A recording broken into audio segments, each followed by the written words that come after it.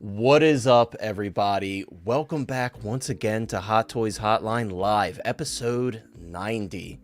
How's everybody doing tonight? I hope everybody is doing well.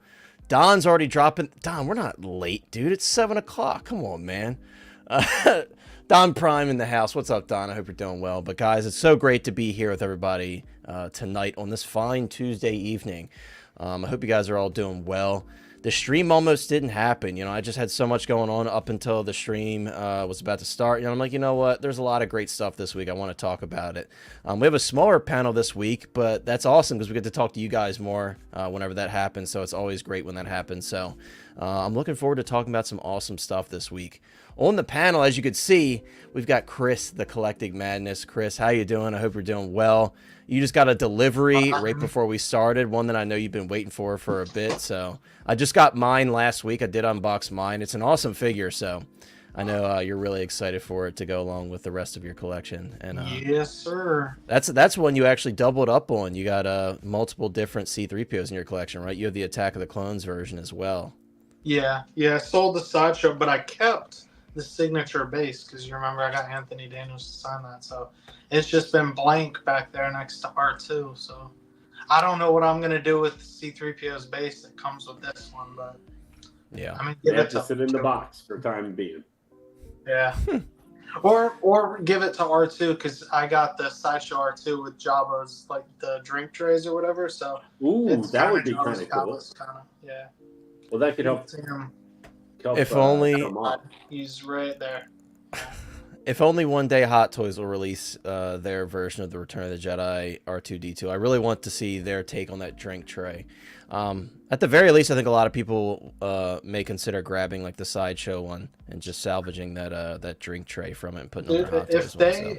If they do a Return of the Jedi one and it doesn't have that, I probably will keep.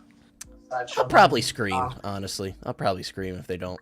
I think they will, though. I mean, I think eventually. They have to do better paint. They have to do something. They have to blow it out the water, just like they did C-3PO. Like, you know, they included Salacious Crumb and the pop-out eye. They got to give me something in order for me to get rid of that. Yeah, we'll see. I think it'll happen eventually, but that C-3PO is awesome. And I think you'll be really happy with it. I think after seeing it in person, that finish is absolutely beautiful. So, yeah. And I won't ever use that pop-out eye, but I think it's a great little like extra accessory because there really wasn't too much they could do with that. So, yeah, it's pretty cool. And I'm glad you finally got yours. I got my Mace Windu's this week. I say Windu's because I did get 2 of those. Just because I really want. Lane, don't you sit there and judge me, dude. I was about to do your big introduction to the stream. I'm allowed to judge whoever I want. He's sitting there judging me. You know, Lane, you did this to me. How did I do it to you? You and Sean just, you know, with your Mace Windu blasphemy, you know, you forced my hand. I'm like, you know what? I had to get them. I had to get 2 of them, man. We were there both gripping you by the arms, forcing your finger onto the Yeah, like Lane had my head pressed against my keyboard, and Sean had my arm twisted behind my back like this. And I was like, all right, I'll order 2 , guys. Hey, Connor, what year is it? When he's here? I think it's 2024. I don't know.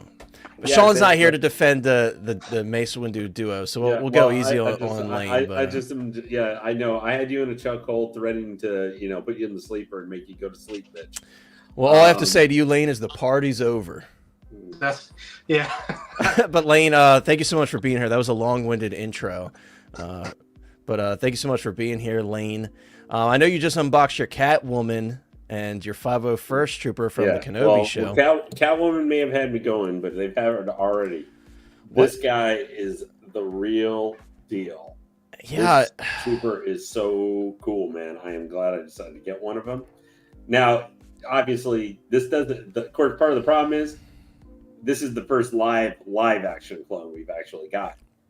But they don't match up actually with Revenge of the Sith. Right, he's got smaller blasters, like the color's different on the blue. And Lane, we were talking before the stream started, like the finish is really like, it's a high gloss finish on him, and it's really nice and it doesn't come off on camera in like just plain lighting, so you can't really tell, but it's got a nice, like really nice high gloss finish. And that was one I got to be honest with you, Lane. When I opened that, I actually was like more excited about that than I was my Catwoman, just because it was like an unexpected, like, damn, this is nicer than I thought it would be. You know, you kind of expected like, oh, you know, it's a clone, whatever. But I was interested in your take because like you've gotten one and everything. Because I wanted to ask you before we started getting some of the main figure topics, is because I knew you got this one. Do you like the weapons and how kind of because you know they're actual props and stuff that they I actually really like it, and you know what, the thermal detonator is really small. They fit in the hands without having to fight them.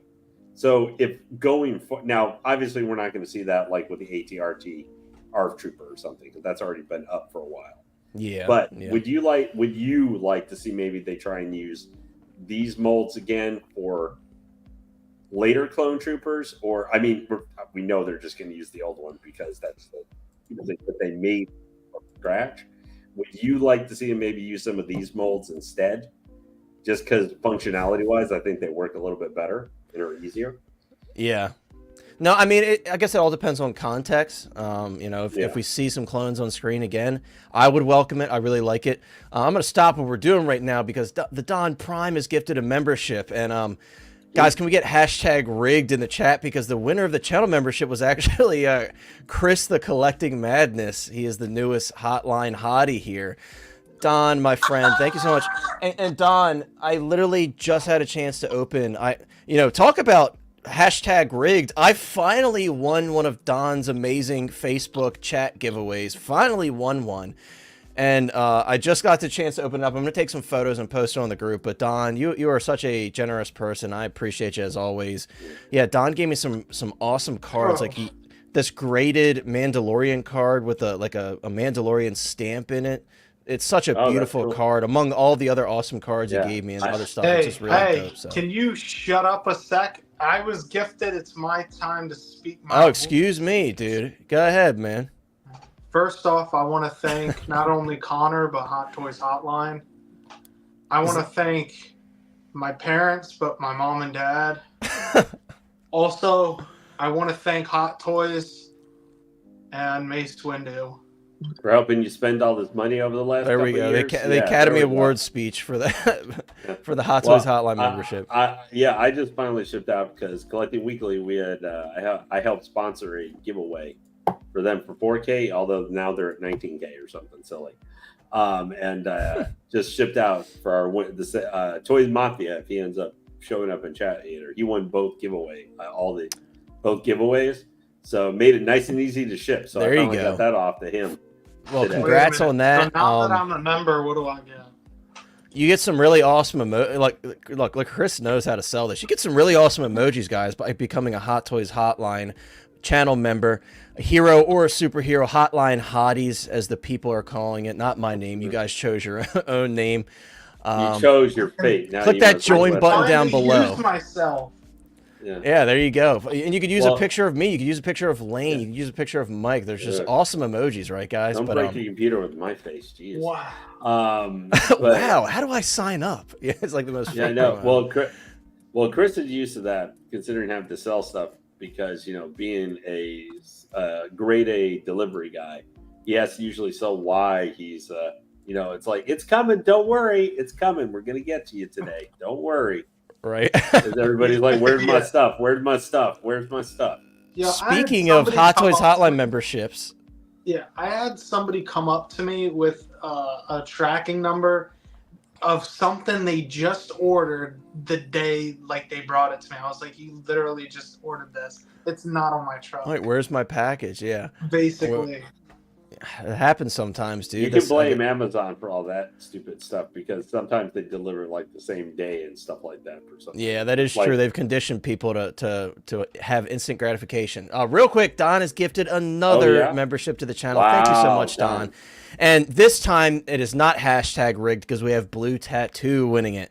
Once again, thank you so much, Don. You're too kind, my friend. Welcome to the Hot Toys Hotline channel membership. The hotties, as you guys like to call them, Blue Tattoo. Thank you so much for being here as well, guys. A long-winded intro. I want to say what's up to everybody in the chat, and then we'll get started, guys. 27 people watching already. Thank you so much for being here. I hope you guys are all doing well. We got Funky Cold Sand in the chat. A good friend of the channel, Funky Cold, says, I didn't need any Love and Thunder figures in my collection, but I broke down and bought the Mighty Thor. It might be one of the most gorgeous releases I have seen in years. Yeah, we're going to talk about that one briefly tonight. I agree. I think that's a fantastic figure. You guys know anything Natalie Portman is coming home for me, unless it's like super, super obscure. But I think she looks fantastic. I can't wait to take a look at a quick unboxing of her. And congrats on that. I'm glad that you found that figure to be up your alley, even though I know the film wasn't very well received. But it seems like thus far the figures have been very well received. So I'm really excited for that one as well, because I love Natalie Portman as an actress, and I think Mighty Thor was done pretty well in the film, to say the least. But this Hot Toys this week, man, they laid the thunder down right onto our noggins, it seems. Hey, Chunker, how are you doing? yeah, how's it going, my friend? Chunker is saying what's up to Lane. And he's also asking, can Chris take off the battery? That was the first thing I did when I opened mine, is I took that little stupid battery warning box off. That'll be like the chase box in the future, because everybody's gonna throw those stickers in the trash. Watch. Oh, Illusion Entity, that's cool. Yeah. Oh, I'll have to. I see the message up now. No. We got Moose in the house, my good Ooh. friend and a friend of the channel. Moose, how's it going, my friend? 12-inch Moose Stream says, hello, community of collectors. Received Red and Blue Spider-Man and Chrome Cody today. That's awesome, dude. Those are both on my list. Red and Blue, I just got invoiced for that. I think I literally just got that invoice a few days ago. I have to pay that invoice, actually. Thanks for reminding me. I have not been invoiced for Cody yet. I think I'm still paying that one off. But congrats on that. Both awesome figures. Cody is one that, I definitely didn't need, but something about it I thought was really cool, even though it's gaudy in its own right. Congrats on that, though, man. And thank you so much for being here. A channel member and a good friend, the Moose. Everybody knows who you are, Moose. Moose is the GOAT. We got Don Prime here, guys. Don, thank you so much once again, my friend, for the generosity tonight. We got 2 new gifted Hot Toys Hotline hotties tonight, thanks to you. You are too kind. Thank you so much, Don. And once again, big thank you for the cards. I really, really dig those, and I cannot wait to set them up somewhere in my collection room. We got Figurecraft in the chat. Figurecraft, thank you so much for being here, dude. I see you around everywhere. I always love seeing your posts and stuff on Instagram. I hope you're doing well.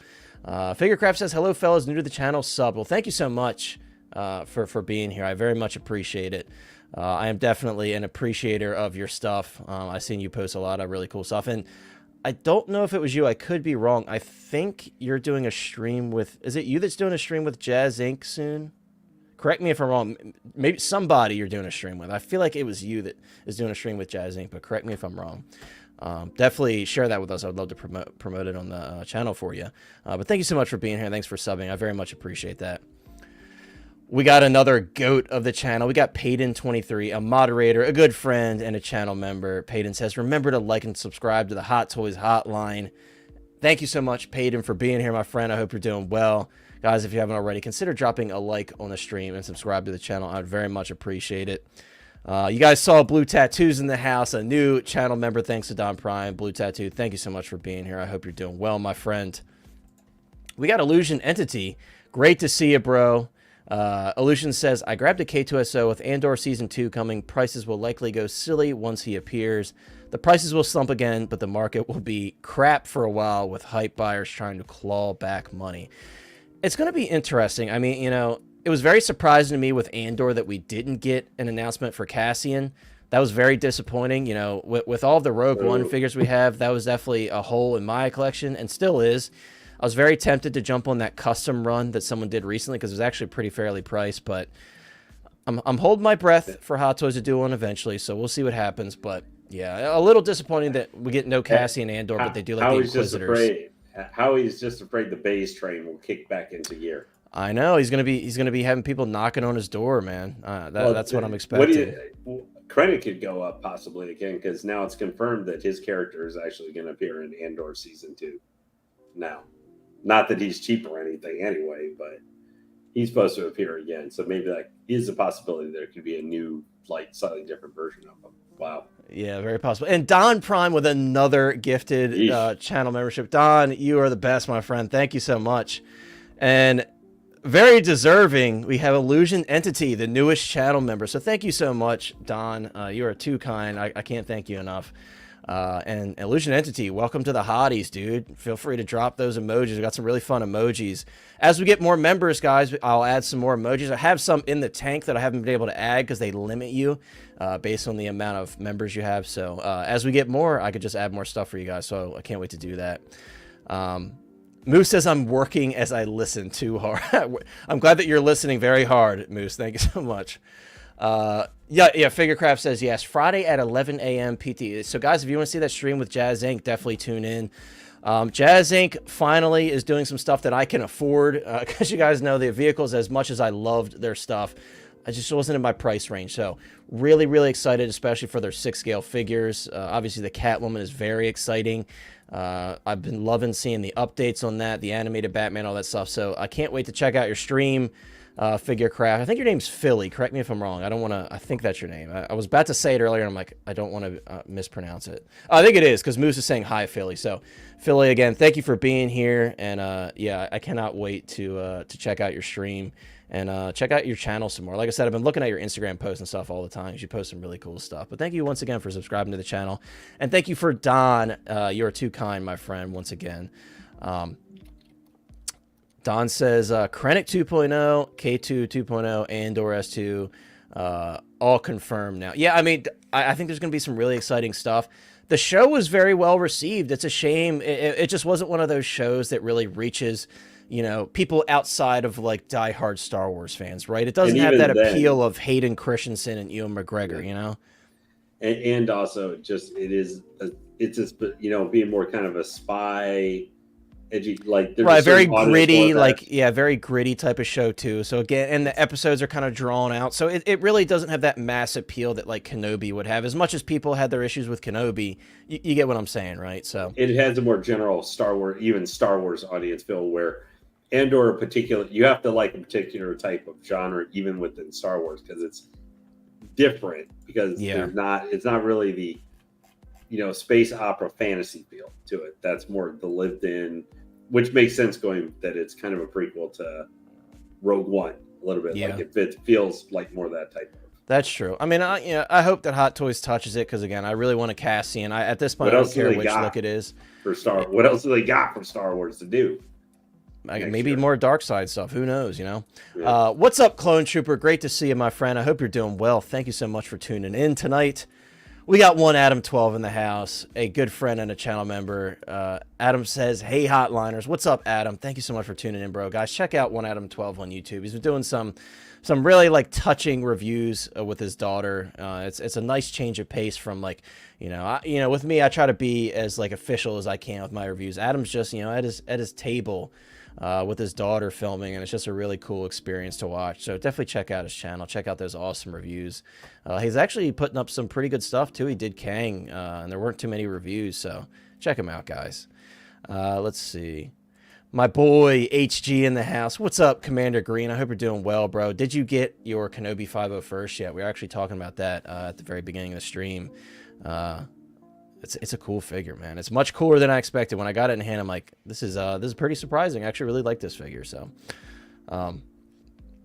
Illusion Entity says, I don't think any figures will get made for Andor because the CCP, I would bet, are not big fans of the plot. I don't know what it is, man. I truly don't. At this point, we're just kind of guessing, right? So, we'll see. We'll see. We got Brick Artemis in the house, the GOAT himself. Brick says, what is up, everyone? Brick, I think Brick might still be on his vacation. So, Brick, I appreciate you tuning in on vacation, man. Thank you for taking time out of your day to hang out with us, dude. I hope you're doing well, and can't wait to be part of that special project of yours on your channel in the coming weeks. So, of course, we'll be sharing more about that in the coming weeks, but it's going to be really exciting. So, thank you so much for being here, Brick, as always. I just realized I completely missed Mike's comment earlier. Yeah, guys, Mike could not make it tonight, but of course he's here in the chat and here on the stream in spirit. Thank you so much for being here, bro. A good friend. You guys know Mike. Links in the description. Check out Thrawn's office on Instagram. We got to get those subs up for him, man. He's not on, excuse me, those follows up. He's not on YouTube, so that's the best we could do. But thank you so much for being here, bro. Clinton Martin's in the house. What's up, Clinton? Clinton says, howdy, folks. Have a great stream. Just out on a quick smoke break and back to work. Well, hey, I'm sure you'll catch us on the replay. Thank you so much for tuning in briefly as you could. I hope you're doing well, and I hope you have a great night, my friend. We got Boba Fettuccini in the house as well. Boba Fettuccini says, hey, everyone, how's the 1-6 crew doing? I think we're doing good, man. I'm still alive. I'm still kicking. I'm still breathing after the apocalypse of releases here from Hot Toys and Sideshow. Sideshow and John from Off the Racks. These guys are killing me, man. One after the other at this point. So I think that's everybody, guys. Sorry for the long, drawn-out intro, but, you know, it's good to catch up with you guys and say what's up. Let's see, a couple more comments from Don. Don is very passionate about Andor like I am. So Don says when Andor deal signed, Disney wanted 5 seasons, team went with 2. Kind of reminds me of Game of Thrones, how they wanted 10 seasons and they settled on 8. So it sucks how that happens, you know, but that's how the deals work, right? So we'll take what we can get. But yeah, guys, we're gonna get started. We're gonna start off with I'm glad Brick is here. Because Brick actually, right before this figure was announced, Brick was like, I feel like they're going to do some figures, some Spider-Man figures for the Hono line very soon. And not shortly after, here we are. And we have the movie canon in the chat as well. What's up, Gio? Gio, I hope you're doing well, man. Thank you so much for being here, man. A channel member and a good friend. And guys, I'll be making my way over on Gio's channel soon. I feel bad because we're trying to figure out the scheduling, but I'm going to make it over on his channel soon. We're going to have him here on the Hot Toys Hotline live stream as well. So thank you so much for being here, Gio. And I think I missed Fine Tip Creative Studio as well. So sorry, guys, I missed you earlier. And I agree, Andor was great. But Chris, you're over here playing with Mace Windu, and you're not focusing on the things that matter because there's a particular someone in the chat. And unless you're using that Mace Windu belt, you know. Yeah, because we hadn't heard about it. I can. We gonna do this right now? I guess we have to, in honor of Mace Windu, for all the hard-fought victory for Mace Windu. We got to rub it in Lane's face one last time. Yeah, he was. All right. Yelling. His only biggest Put that enemy over the was Galore. shoulder. It's official now. Welcome to Hot Toys Hotline, and in case you didn't know, I'm collecting madness right here. And as you can clearly see, we are indeed 2024. You heard me right, not 2025. And with that being said, I am the collecting madness, the Hot Toys willing and dealing, wedding ring wearing son of a gun. Woo! And then don't believe me, check out my Lego truck, because that's what's coming next, live to you on this channel. There you go, guys. Woo! Big Dog Pound. Thank you so much for being here, my friend. And Yomo, another goat in the house. Yomo says, what's up, everyone? What's up, Big Dog Pound? What's up, Yomo, guys? I hope you're doing well. Thank you so much for dropping into the stream. I saw someone else pulling up on us that I can't miss. Cylon's in the house. What's up, Cylon? I hope you're doing well. But guys, yeah, this was an interesting one, right? I mean, I saw a lot of people commenting and saying like, "Oh, look, it's the Spider-Man with pajamas," and you know, all the different comments about the lack of detail in the suit and stuff. But personally, I think this is really cool because finally, there's very few Spider-Man figures that we have in any form that have a really posable cloth suit like this. So to have something like this to where you can pose the crap at it and not have to worry about any damage for the most part is really cool to me. And also, I think it was a good choice for them to go with this one, especially for those of us that have the comic book Spider-Man to go along with this.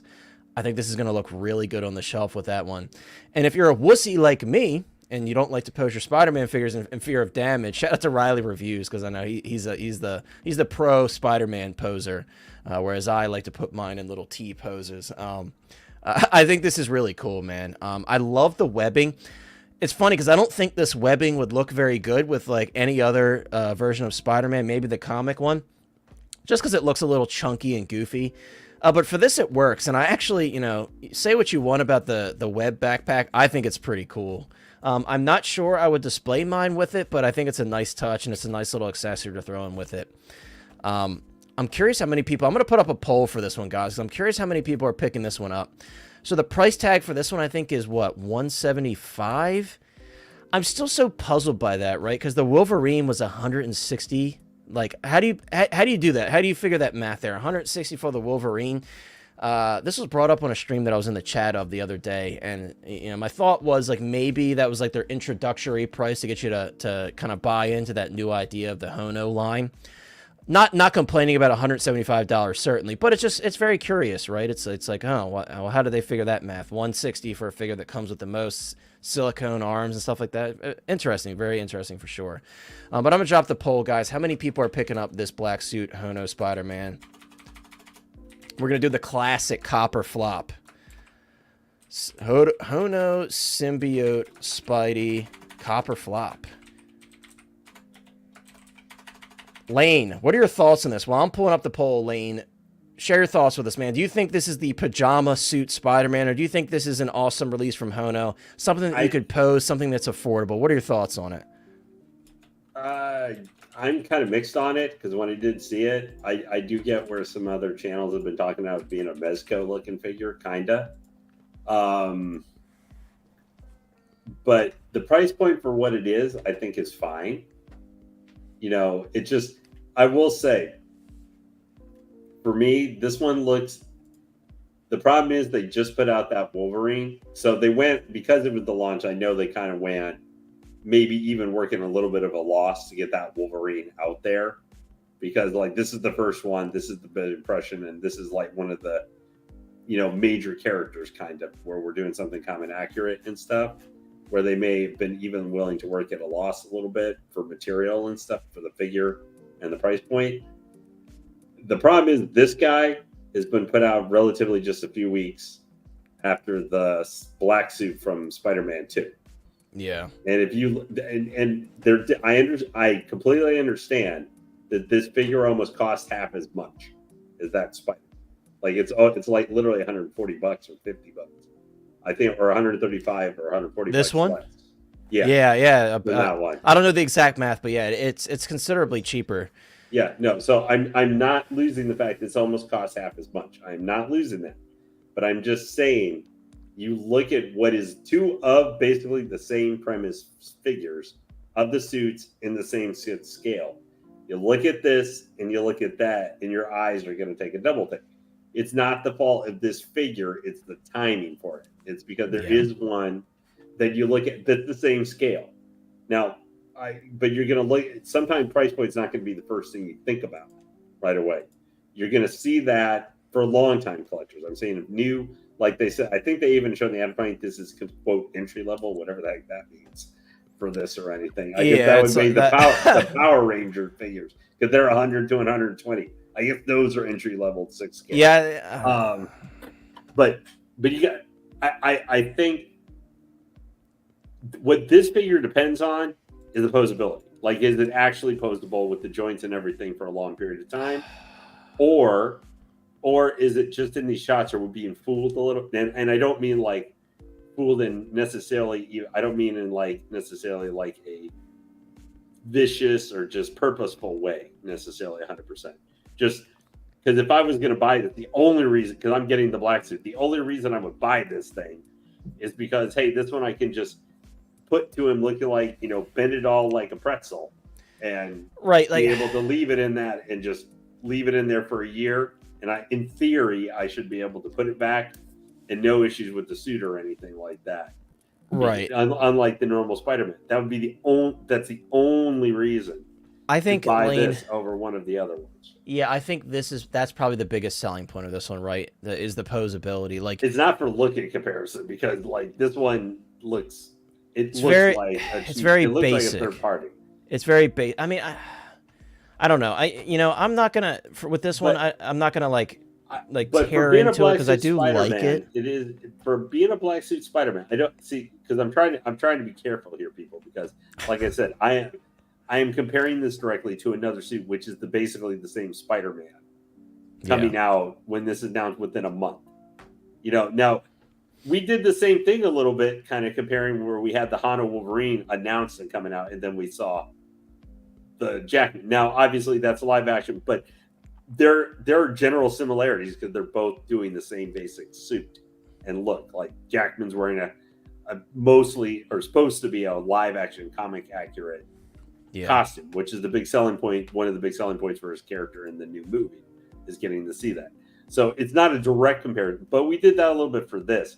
So that's why I fear, and we pointed out some things with that, which were some similarities, but still how that Wolverine in some respects still could hold up with like the arm showing and being able to flex it and pose it, just like there's the arm showing Jackman one. So I don't think that's why I'm kind of comparing this to the symbiote suit, because we were in some respects able to do that. Now we don't have the Jackman Wolverine yet. People actually have had the black symbiote suit. Yeah, and also, in hand, so that's a little bit different. But also, Lane, I think the comparison that I like to make is, as silly as it is within the line to the Wolverine. Like I brought up the pricing difference earlier, and it's like, and Philly had a comment here about the pricing. Philly said, I think they underpriced Wolverine and they had to stick with it. Not complaining, I'm getting 2 Wolverines. Not sure about this one since I'm getting the game version. It's like, it's tough, right? Because you look at this and you're like, okay, this is $175 and it comes with basically nothing. And Wolverine's got a swap out mouth plate. He's got silicone arms with a metal core. He's got switch out hands. Switch out hands. So it's like, and also the effects for slashing. So right. What I will argue for this one, Lane, is I think as cheap as it is, I think it's still a little higher than it should be. Admittedly, this is one I'm interested in, and it's solely. It's solely due to the fact that it's going to be extremely posable. Do I think it's anywhere the caliber of... In theory. Right, in theory, yes, of course. We got to see what the body's like in person and stuff. But it is a full cloth suit, so it should be like a posing machine, basically. The suit shouldn't be a problem. That's usually what the Spider-Mans have time. It's the suit. Right, yeah, the bodies themselves are perfectly posable. It's really, it's your personal, okay, I can push my body knowing that it could damage the suit over time, so... Yeah, but...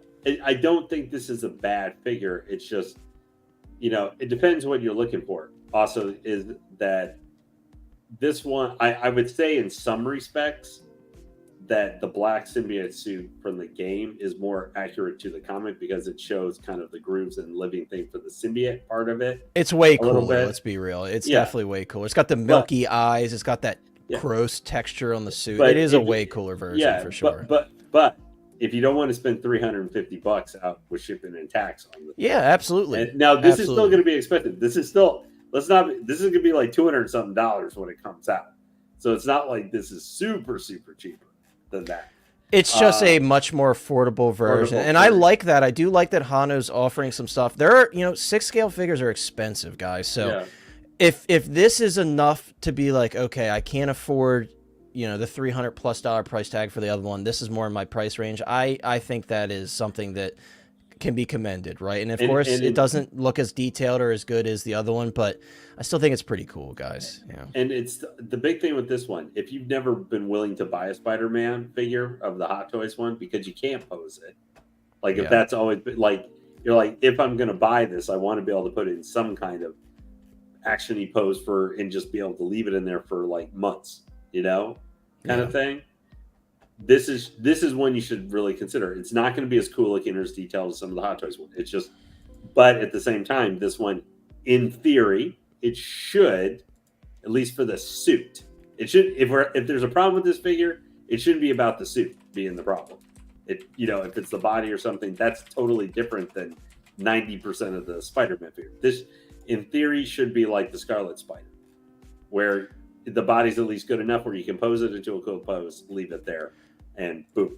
Yeah, I don't know. And my closing thought on it is, I think it's a little bit overpriced still. And you think 160 and it would have been okay, like $50 cheaper? I don't know. I think it should have been less than the Wolverine. I think like 150 would have been fair. Like, let's be real. Like, realistically, like this is on the cheaper end, but it's only cheaper to us because we're used to spending $250, $300. It's still, for what it is, it's $175. You know what I mean? So, yes, it's cheaper within what we're used to spending, but I don't know. It's still on the pricier side. Here's what I'll just say for Mezco comparison. There are Mezcos and stuff like that for this Spider-Man stuff that are like $100 almost, like 90 to 110. So, even though those guys we talked about the posability, those are 1/10 scale. Now, admittedly, they're super detailed and really done well. But so this is a way wacky beyond even some 12 scale figures that you're buying for Spider-Man to pose. So Yeah.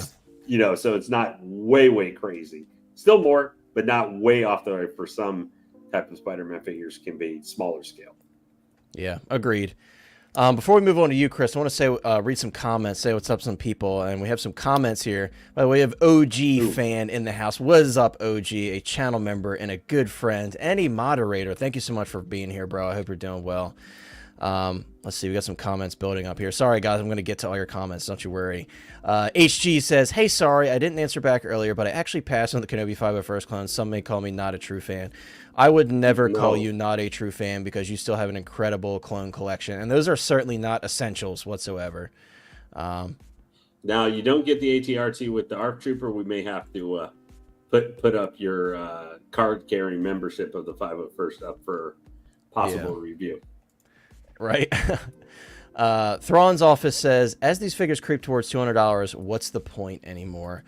Yeah, I mean, you're totally right. We do have to stay within a certain range for this Hono line because that is part of like the advertising. It's like they're more affordable. And 160, once again, it's like I'm so stuck on that. It shouldn't be like a huge mystery, but I'm like so stuck on it. I'm like, how is that Wolverine 160 and this is 175? It doesn't add up to me. What was the Magneto? Was he 175? No, he was. I think he was like 180. He was a little bit more just because of the costume and all that kind of stuff with him. Right, which I could justify 180 for that personally.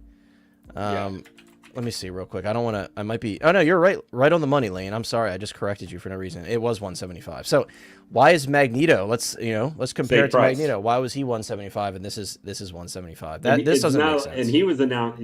He wasn't announced that long ago. No, and he has a head sculpt. He's got armor. He's got a cape. No, it was. I think that was last year, like the end of last year, towards the end of last year, he was announced. So. So I guess it's been a little bit, but okay. But still, it's not that far apart to where like you can say like, oh, inflation. It's Yeah. I don't want to spend too much crying about the price, but it is the point I wanted to make.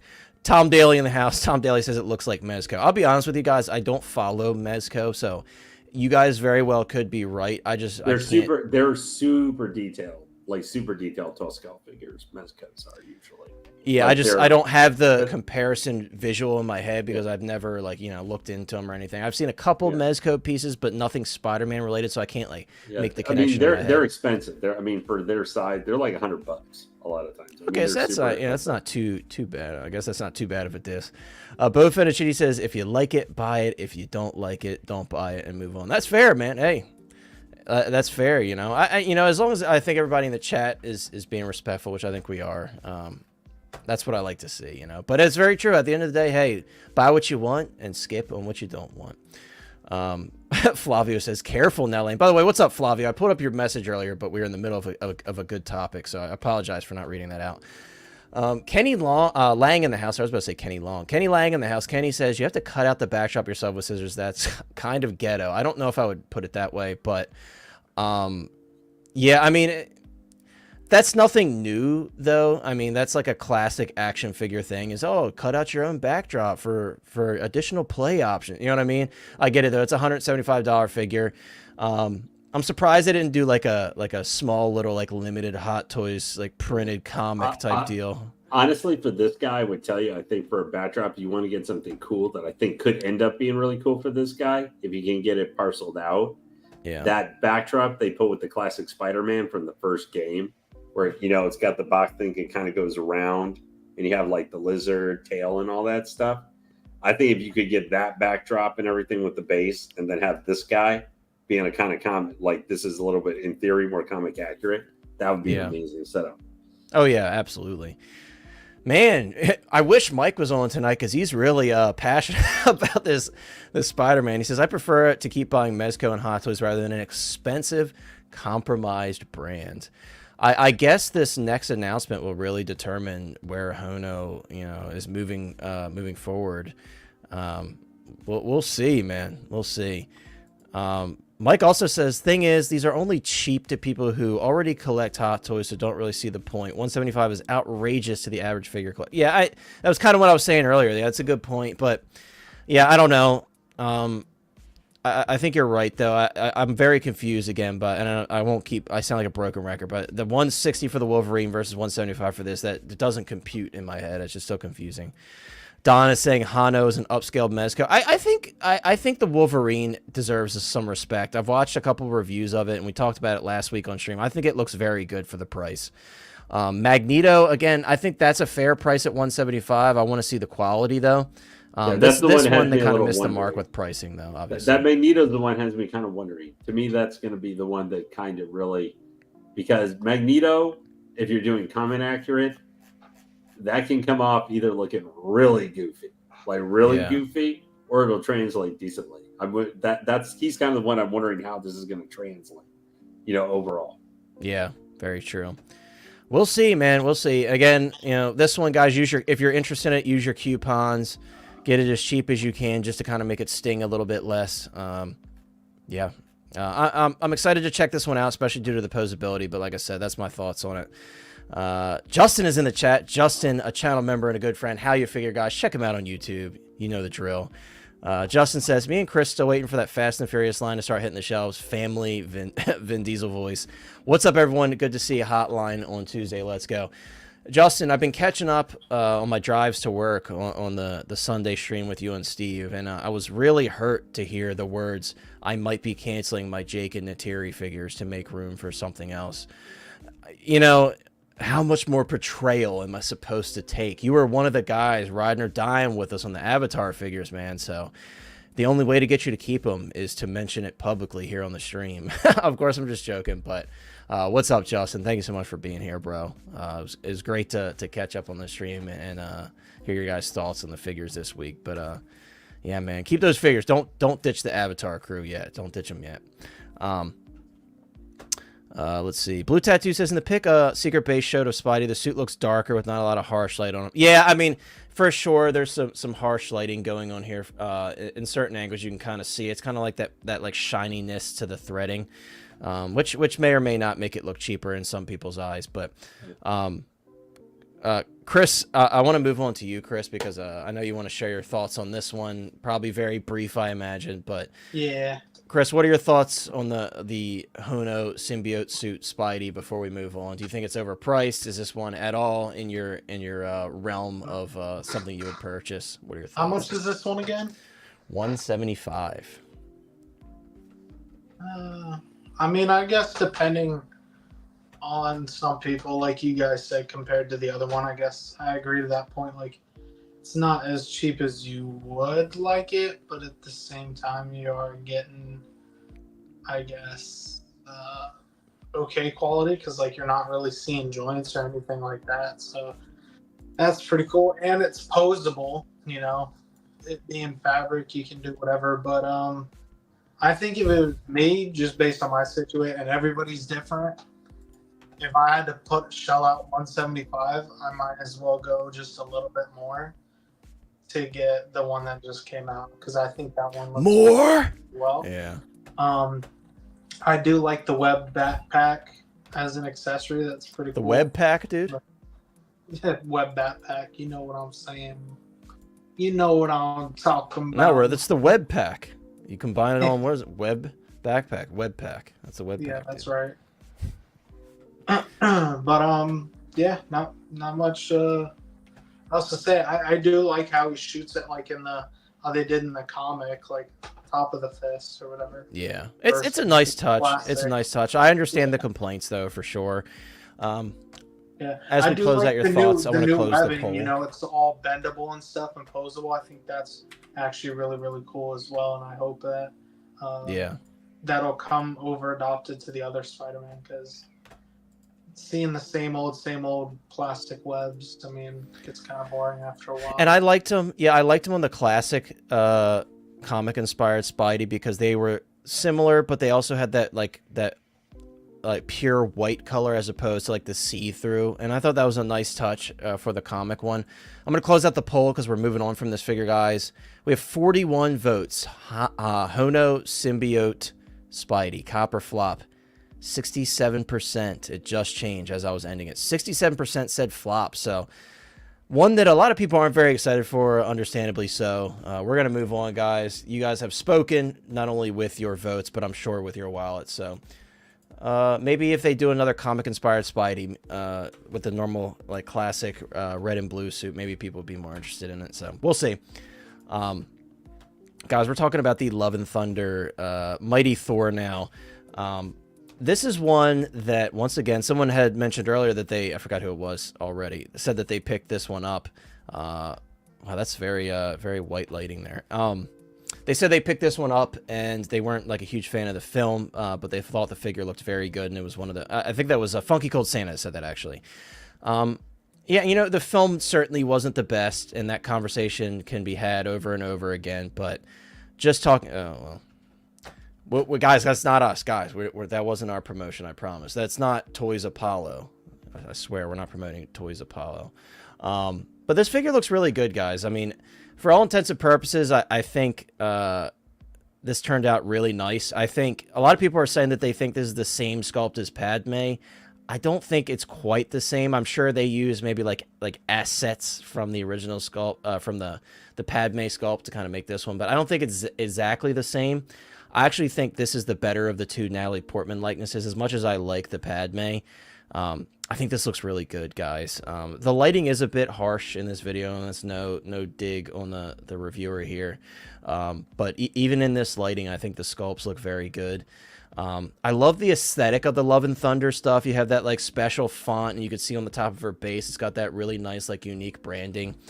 I wish they would continue to do those other style Marvel bases like we saw with the Guardians of the Galaxy figures. The hexagonal ones are just a little on the larger side for me. But of course, that's a minor nitpick. It's just a display base at the end of the day. But I think this figure looks pretty cool, guys. I love the cracked Mjolnir, and I especially like this right here. This piece right here is super dope. I love the Mjolnir where it's all separated, because obviously in the film, that was something that she utilized, and it was kind of a nice surprise to see her fighting with it in that manner. It's a cool figure. I mean, it's got seamless arms. It's got a good portrait of Natalie Portman. I think the cape looks actually pretty decent. Of course, in person, it could tell a different story, but you could see here, it's posed really nicely. It seems to be holding its pose. I will say that little bounciness there to the wire, that could be good or bad. But for all intents and purposes, yeah, it looks really good, guys. I really don't have much else to say about it. This is one of the few Love and Thunder figures that I'm keeping. I picked up the whole line, and I really do think the figures are cool, but I'm like, I probably will let these go and make room for other stuff, because I just have so much stuff that's on my radar. But the details are really nice. I really don't have much else to say about it. Chris or Lane, is this one you're picking up? I mean, I hope, Chris, you know, with Natalie Portman, you're at least considering getting this one at a discount, because you can't portray our girl, Natalie Portman. I know you got Padme, but... Dude, I mean, unfortunately, like, I've kind of come down to what I want in the collection as far as Marvel, and it's like Spider-Man, the villains, and then the original Avengers, and that's it. I don't think like Marvel's like sparking my interest as much, especially when I look at Star Wars, which is my first love as a whole, and like look at that a lot more, and there's so much coming out, new stuff that they're probably going to be doing, and other stuff that I need that I just don't have the space or like high peak interest. And even when she was announced, I think I was more interested in getting Padme anyways than I was her. Sure. Now I still need a Thor, and I think having like, even though it's like female, it's Mighty Thor. I think when I think of Thor is like being, you know, actual like Chris Hemsworth or whatever. But so I don't know, maybe one day, but I think it looks good. Just for now, it's just not fit for me in the collection. That's fair. That's fair to say. And yeah, I mean, it's all timing too, right? Like for a film, when it doesn't do good initially, over time it does even worse with the merchandising and everything like that. So a lot of people probably lost their hype for this one, honestly. Yeah, and people just thought worse and worse bad of it. Taste in my mouth. So. Yeah. I didn't absolutely hate this film as much as most people did. It wasn't like phenomenal by any means. Yeah, but I liked it. I just think they overkilled it with humor though too. Yeah, for sure. And Justin, you know, it's okay. At least you're able to admit it. I'll let it slide this time. But I sniped you, dude. I did snipe you. I immediately wanted to message you, and I was like, how dare you betray Natiri and Jake. Mike says, to be clear, I'm not crapping on these figures, especially the Wolverine. I'm just speaking from a business perspective and where they could have placed themselves in the market. I totally agree. I mean, the Hono line to me was a great competitor for third-party companies because it had that third-party price tag, and it still kind of does, but again, it's all a case-by-case thing, and I totally get where you're coming from. Justin says, I just added another pre-order today, man. I'm so weak, but for real, where the hell is Thrawn at? Dude is fire in the chat, but not on the panel. I know, Justin. I mean, sometimes life gets in the way, and I told Mike only 2 lashings this time. Usually it's 3, but this time I'm like, I understand. He's got a lot going on in his life, so only 2 this time. Of course, we're kidding, but at least Mike is here in spirit on the panel, and he's here in chat. By the way, that Mjolnir looks awesome. This is my first time seeing that actually lit up in a video. That looks incredible. I'll give him props for that. That does look awesome. Big Dog Pound says, I love this figure, but I'm sad it got delayed. I'm actually very happy it got delayed because, once again, I'm getting just destroyed with invoices right now. So we're cool. We'll let this one simmer for a little bit. Yeah, Turds Wonderland. Exactly. Peyton says the figure looks real good. The Portman likeness is solid. I agree. I think she looks awesome.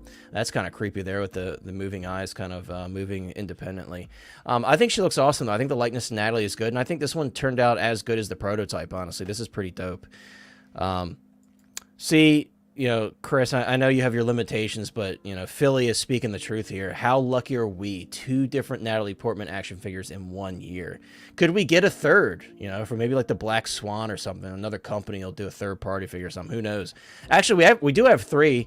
If we count the Queen 4, Attack of the Clones one. So that was technically last year, but with the Attack of the Clones one, that was announced this year. So technically 3 so far, even though it's third-party.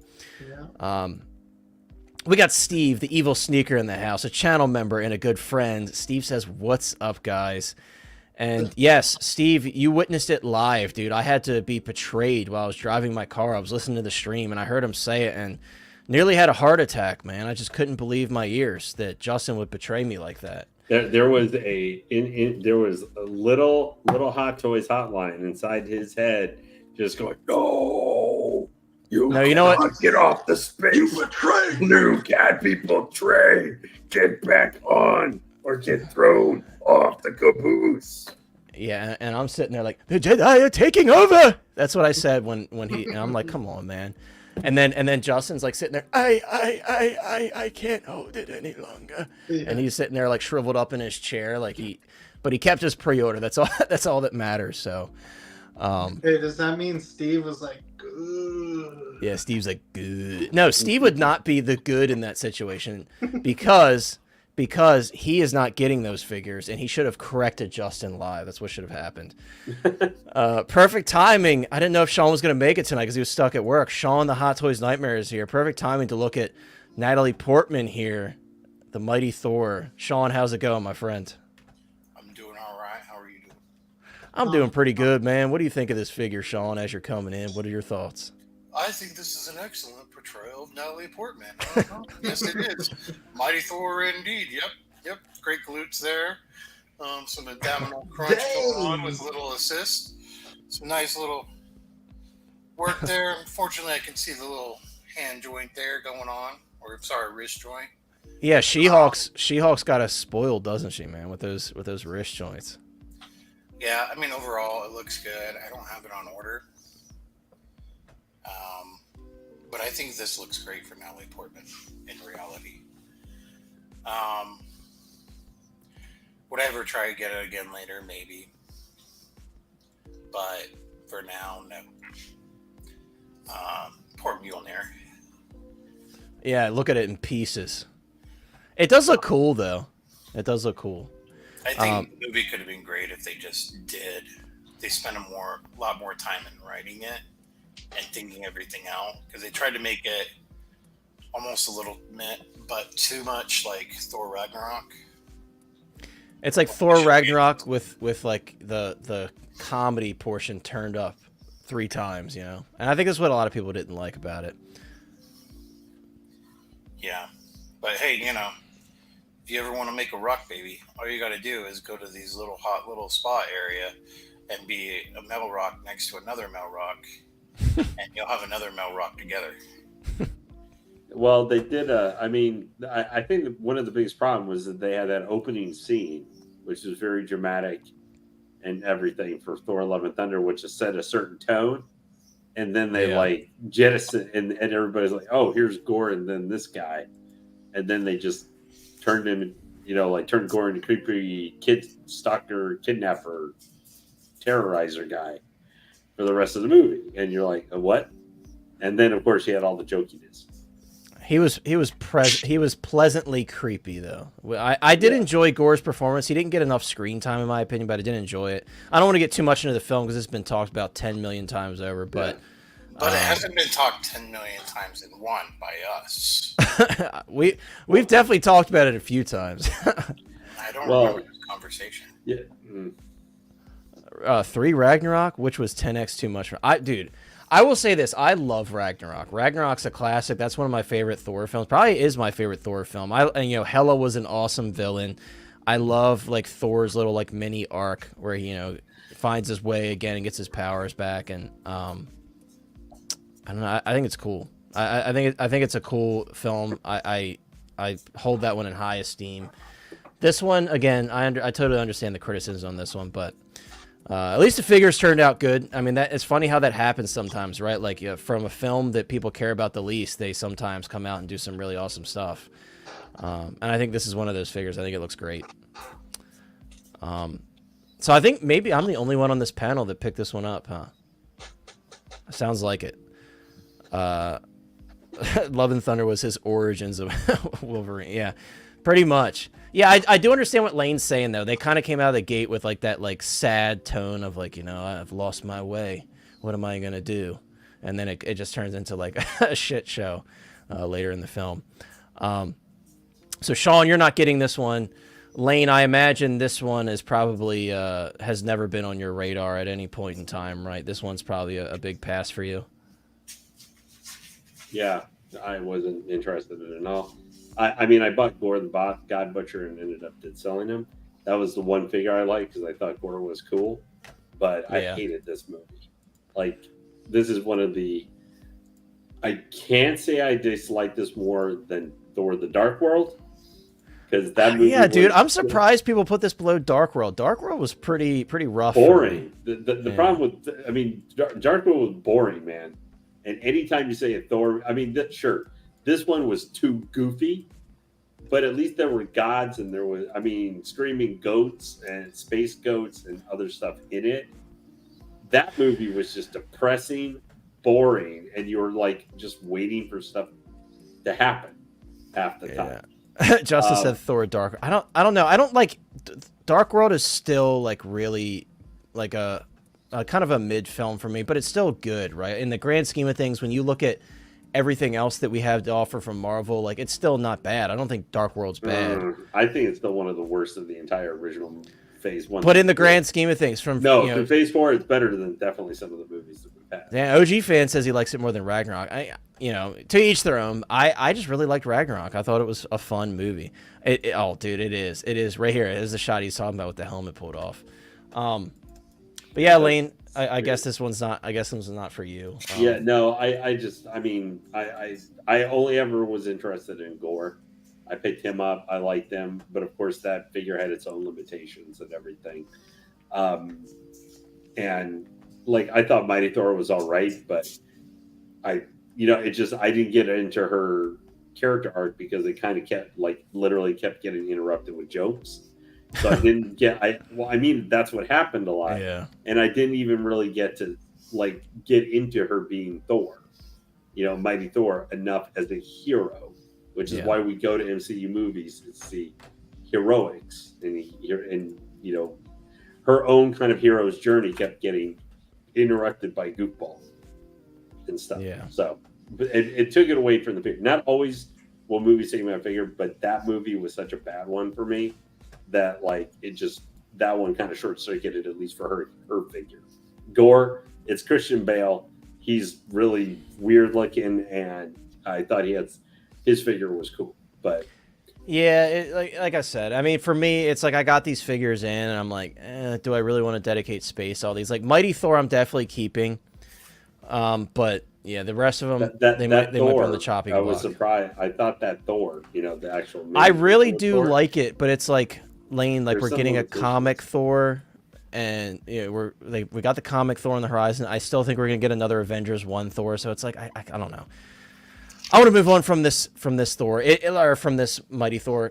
It is a really cool figure. I don't want to spend too much time on, like, we're kind of crying over spilled milk at this point because we've been talking about Love and Thunder for ever since it came out, how people disliked it. But I do want to move on to a more positive release, guys, because this one I think most people are pretty excited about.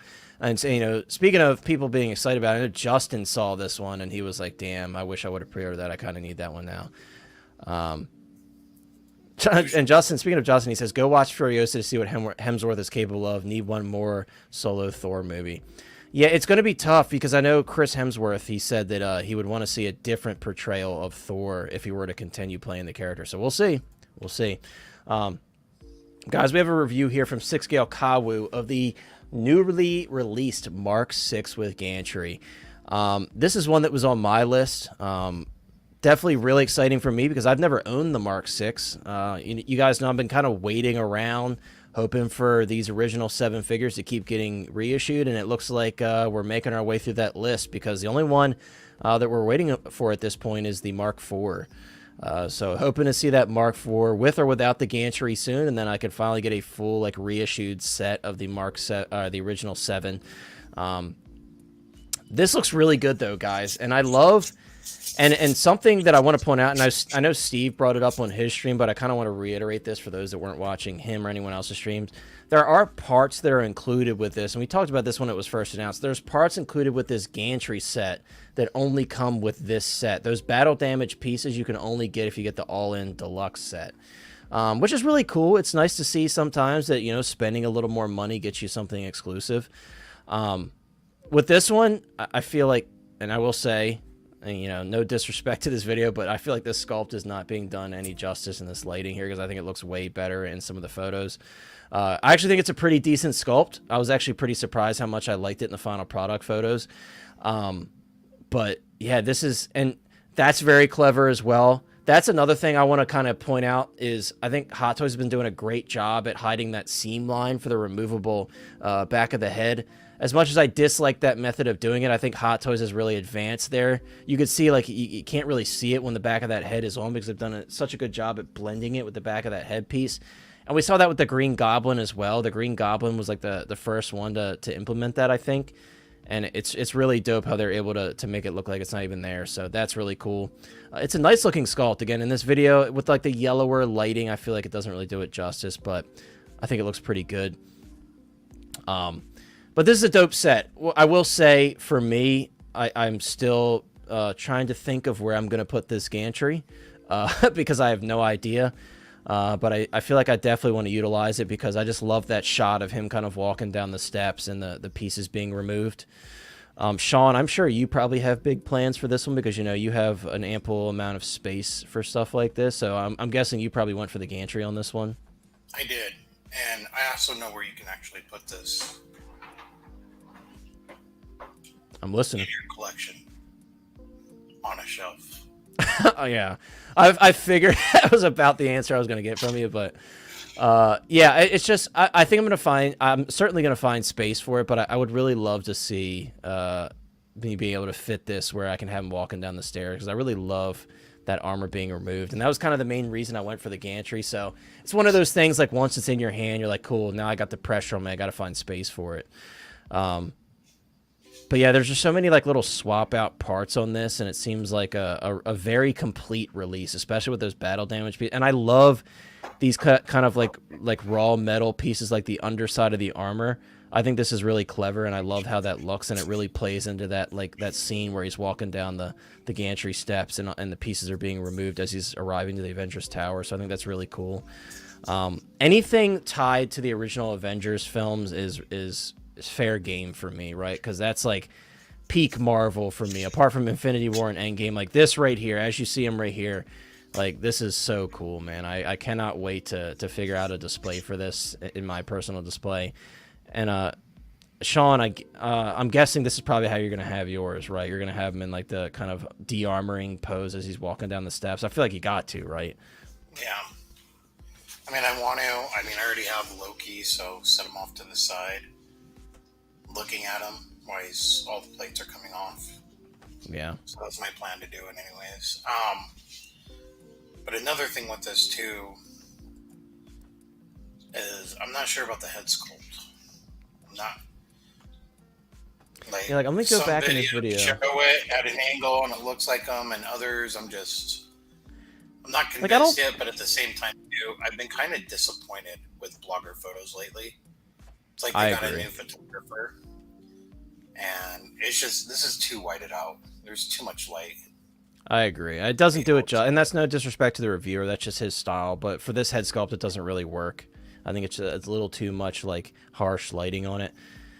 And I will say though, how do you feel, Sean, about the expression? I think the expression is very Tony Stark. Like I actually kind of dig it. It is. It's. I mean, when he lands at Stark Tower. Sorry, I almost called it Trump Tower. At Stark Tower, and he has that smirk when he's looking at Loki, and all the armor plates are coming off. So yeah, the perfect time to do that. But I agree. Hopefully we get more Iron Man stuff too. Because usually what happens is once this gets released and people start getting it in hand in Sideshow, all of a sudden Hot Toys announces like another Iron Man or some type of Tony Stark thing.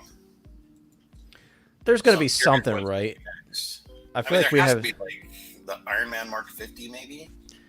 When he's like getting suited up in New York. I wish. I have a third party that I figure that I was gifted actually, and I like having it. I would love to see an official version of it with like a better body and stuff, because I love that scene where he pulls on the strings and he transforms. I know, a lot of people aren't fans of the nanotech suits, but they have their place for me. I love the OG suits the most, but yeah, I agree with that, Sean. I think that would be really cool. That'd be a nice little exclusive, like with that suit, the track suit.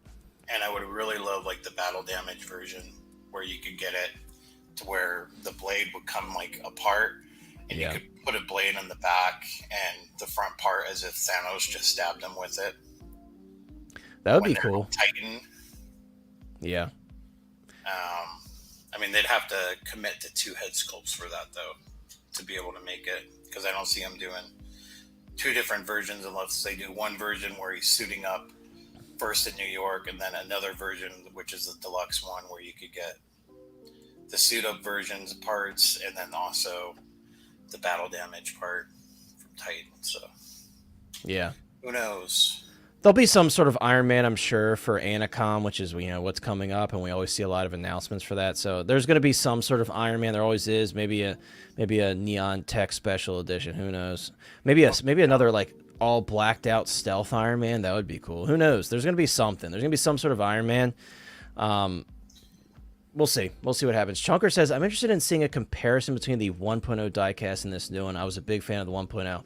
Yeah, I mean, I think, honestly, usually when we see these comparisons, it kind of blows it out of the water in terms of, like, scalability. Like, Sean did a good job, I remember when the Mark III came out, of pointing out those differences between the details, the size of the figure. Like, they do a pretty good job in terms of changing the scale of these, and that's why it's kind of inevitable that we get another Mark IV, right, to kind of complete that OG7 reissue lineup, because they're rescaling all of these figures. So depending on how the original ones scale up with these, that's kind of a given. They're going to do them again, Yeah, but they're also going to have to then rescale all of War Machine. Yeah, that is true. That is true. It's kind of like an inevitable, and I think in a way Hot Toys is like grinning ear to ear, because they're like, sweet, we get to release all of these again and make more money off of it. So Justin says this sculpt is great in my opinion. I think it's pretty good too. I would like to see some more videos of it. The blogger photos actually made this look pretty decent in my opinion. I agree with Sean though. Some of the blogger photos lately, apart from the Avatar one, surprisingly those were beautiful. They did such a great job on those. But yeah, I do agree. Lately it's been a little rough because it's caused a lot of panic with people, right? Chunker says, looks good in a vacuum, but does look too old for a 2012 RDJ. He looks older in that sculpt than he does in the Endgame sculpt IML. I don't know if I would say that this, man, that's just my personal opinion. I don't know if I would say it looks older than the Endgame sculpt, but I think you're right. It looks a little too old for 2012, but I still like it. Lane or Chris? I already know the answer from Chris, because Chris, I know you are very selective with your Iron Man figures. But Lane or Chris, is this one you guys are picking up? Do you have any thoughts on it before we move on? Sean and I are kind of all in on this one, obviously, but Yeah, I'm getting the Mark 6 by itself. no Gantry. You're saving the money and the space, Lane. I love to hear it.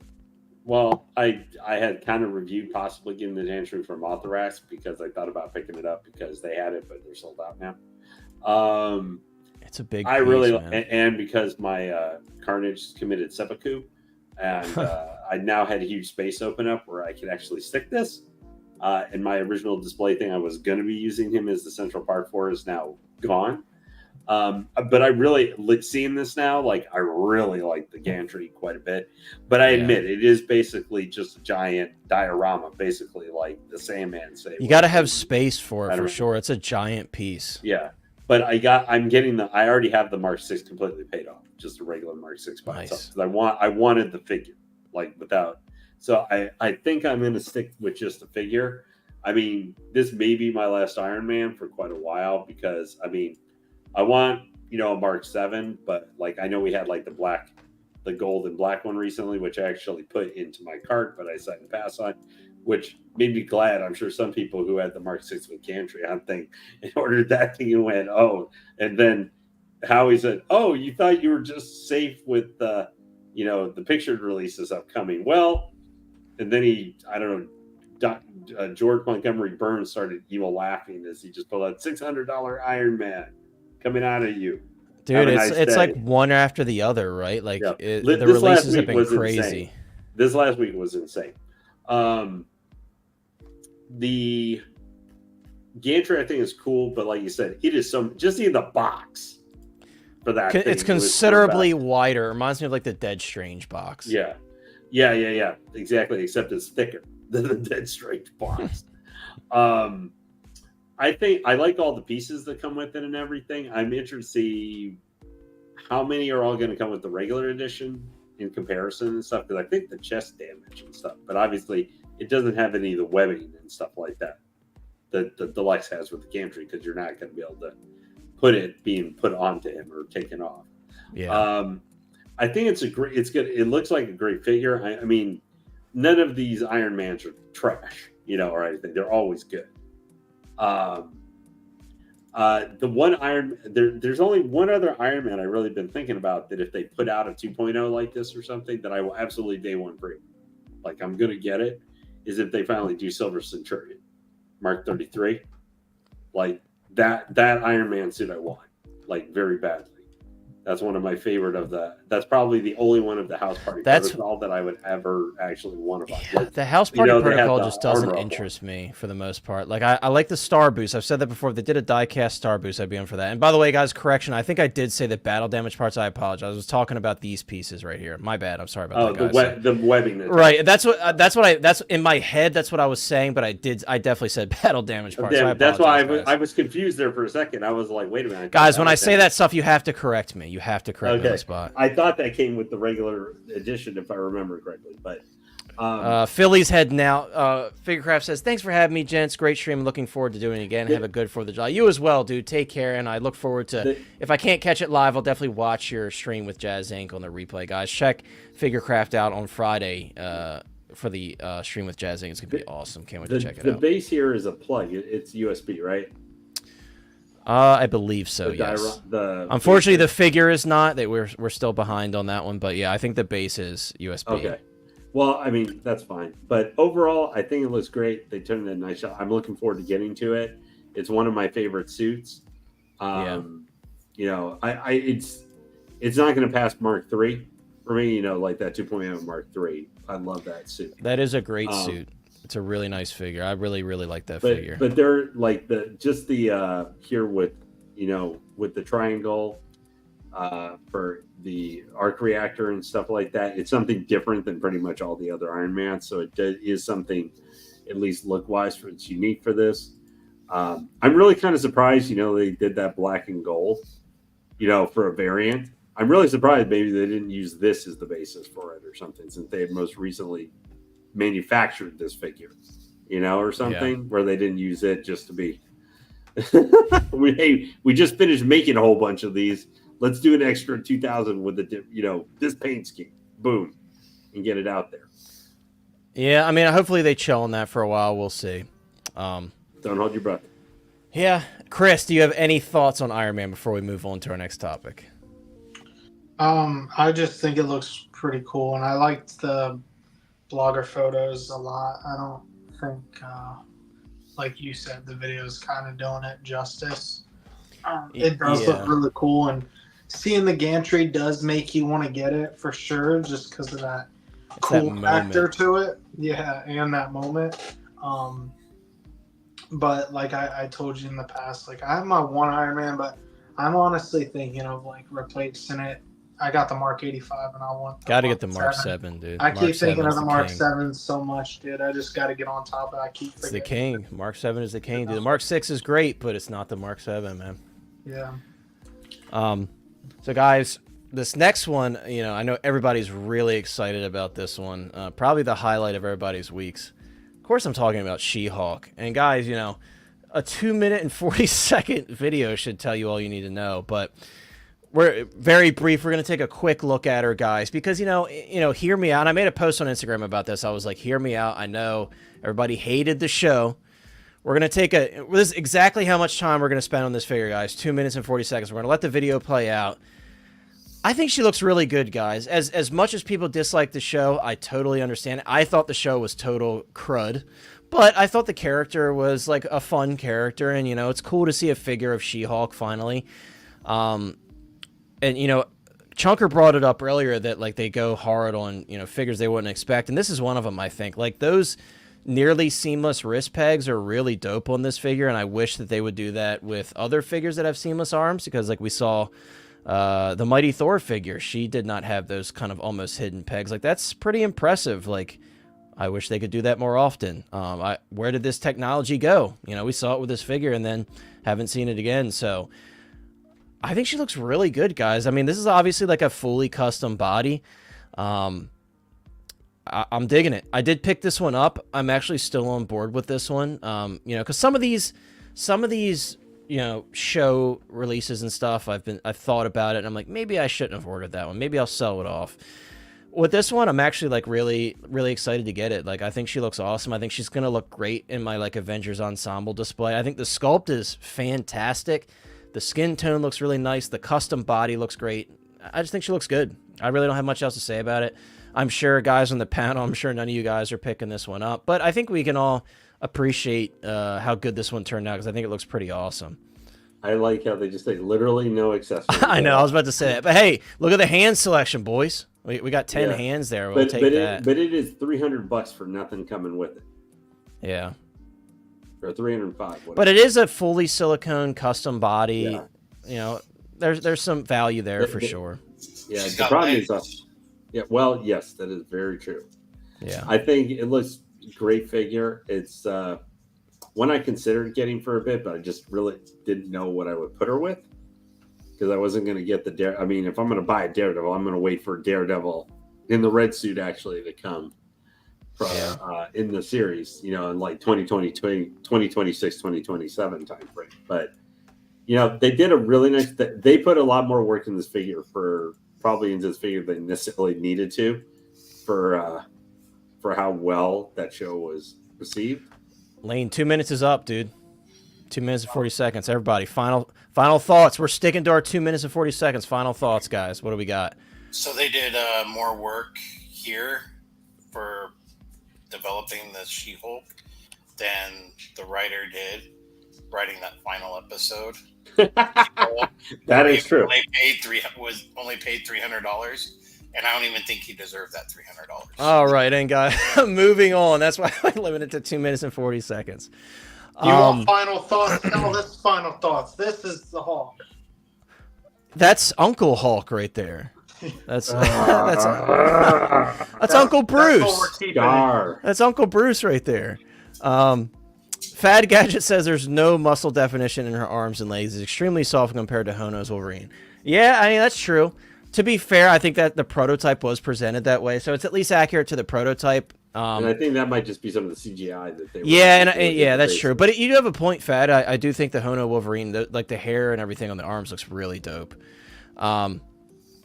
She-Hulk figure looks better than the show. Well said. That's kind of what you expected to open up that can of worms. David is here. What's up, David? Good to see you, man. David says, watching now from Utah. Note to collectors, don't move. It's a disaster. Noted. Whoa. He's not saying he did. He had a whole project, you know. It was a new build and everything. So I get where he's coming from. Peyton says she looks good. She's another solid release. Well said. Chunker says the proportions look damn good from a technical perspective. Is extremely impressive. Yeah, exactly. Like, you know, and like you said, it's weird that they go so hard on random show releases that no one cares about like that. But it's good to see. But Artisan A came the beginning of their high end line, so it gets flooded. Yeah. We love to see it, don't we? Beskar Kid in the house. What is up, bro? Great to see you as always, guys. Check out Beskar Kid on every single platform in existence. He's the best. He does the best unboxings. Beskar says great symmetry and proportions on this figure, plus Beskar approved thighs, dude. Maybe you could do a custom. You know, repaint the body, get some clothes like a singlet or something. You could do a Beskar Kid custom, dude. So Justin, I'm not gonna. I read your Instagram message about these. I won't say it. I got to give you a little bit of a break.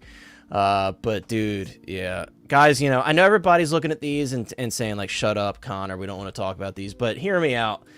Number one, these blogger photos are absolutely beautiful. They just kind of put you in the mood. If you're a fan of these films, I think they did such a. The lighting is literally superb in these photos. Like, it is Pandora. Exactly. It's got that Pandora feel. You've got like that like luminescent glow from like the many plants. It's just it's beautiful, and these figures look awesome together. I just don't think Jake Sully, like his portrait, he's the one kind of weakness to me is his portrait does not, like, he looks kind of a little generic with his look for this head sculpt for that figure versus how he looks actually in the show, like in the movie itself. I personally like it. You know, I've seen some mixed thoughts on it. I do like it myself, but one thing I do want to point out, and this is a shout out to Justin, how you figure there. They did increase the size of the bow quite a bit. Like when Justin brought it up to me, he's like, did they make that bow bigger? I looked at the original photos. They definitely fixed that, because if you guys have ever seen Avatar, when they shoot a human with a bow, like that arrow is gigantic. Like it literally like pins them against a wall. It's so big. So they definitely had the bow a little bit out of scale, and it's much more in scale now. And I think it looks a lot better, considerably better, because now it's obviously much more in scale with her body. But and the argument that a lot of people have made about these is they should have been seamless. Guys, these figures are like 18 inches tall almost. Like they're already expensive as is.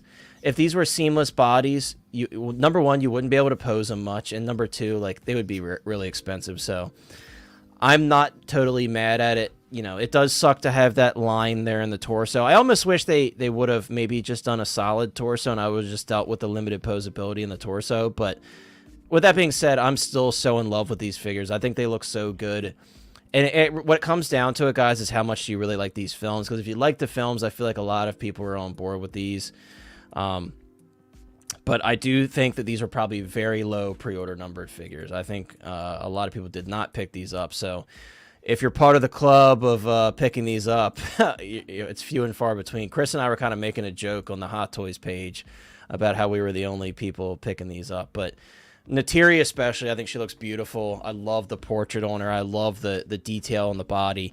I'm very excited to see the paint apps in person, because there's a lot of depth that you don't really pay attention to in the paint apps on these bodies. With all the little dots and everything, you can see on her facial sculpt here, and like it's just absolutely beautiful detail.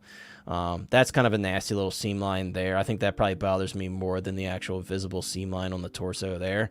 But you know, we'll pose around it. I'll make it work. I love these films. I'm very excited to get these figures. And those like bioluminescent looking deluxe bases are just absolutely gorgeous. I cannot wait to see them lit up in person. And, you know, if you're a fan of like going to Disney World and stuff, if you've been to the Avatar world, that kind of adds to that like want to get these figures, because it reminds you of seeing Avatar world like Pandora at night with those bioluminescent bases. So Chunker says, I mean, She-Hulk's seamless, but the naked characters are joined. I think the joints could have been at least hidden better. I mean, yeah, I could argue that for sure. But these are Jake, I think, is obviously a little bit taller, but Jake's like 17 inches tall, almost 18 inches tall. So he's a bit taller than She-Hulk. Could it have been done? Yes. But also it's like, I guess painting the figures to look this detailed with all the little dots and everything on the silicone body would be more difficult. Not impossible, but more difficult for sure. I'm okay with it. You know, it's not perfect, but I'm very happy with how they turned out.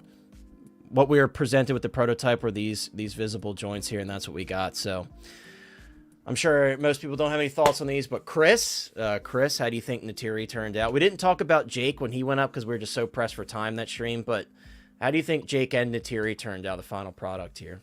Bro, first off, got Natiri's statue down there riding a banshee. Second, got me and my wife as avatars down there. And I have this badge straight from the park. It says Avatar Maker. You hear that? Anybody talking trash? That includes this panel. I will have you removed from Pandora. You better watch yourself, Lean. He's coming for you. With that being said, they're definitely coming home. Like both of them. And I'm super excited to see Natiri turn out so great. She was like the second half to Jake. Jake turned out good. And I was like, please just bring it home with Natiri. And they did, dude. And like you said, those bases and these colors, like it's just going to pop in the display. And I can't wait to have those bases all lit up. And yeah, I'm just super excited. I'm not going to keep it too long because like if people don't want to talk about it. Yeah, as the moment I opened this up, the viewers started dropping. And like you said, mentioning Disney, like when I go there, it's actually like in my top 3, if not like my top 2, doing Flight of Passage and like the Na'vi River. So I love these movies, and to have them represented in the collection is a dream come true in itself. Like it's so done. And I know my wife's excited for them to be in here as well too. So it's a win-win all around.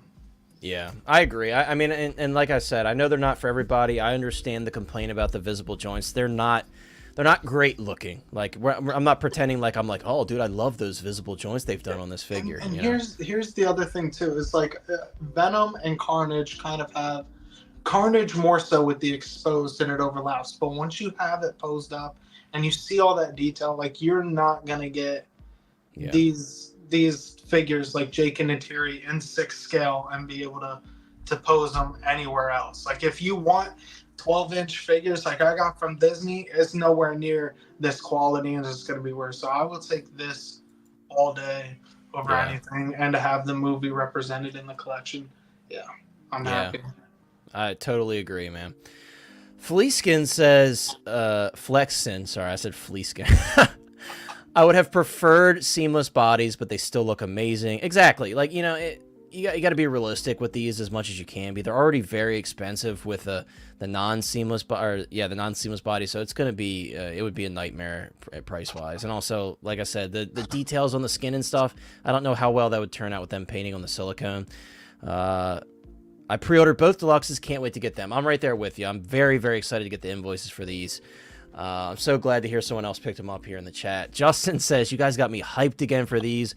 Woo! I lost my way and the Hotline crew brought me back. Appreciate you guys. Dude, I mean, you know, and I don't blame you. Of course, I was just messing with you. I don't blame you. You with all this stuff coming out, you're going to look at your list and be like, do I really need that? Do I really need this? But this is one of those that I saw it and I'm like, Justin was so excited for these. I'm like, how dare him betray?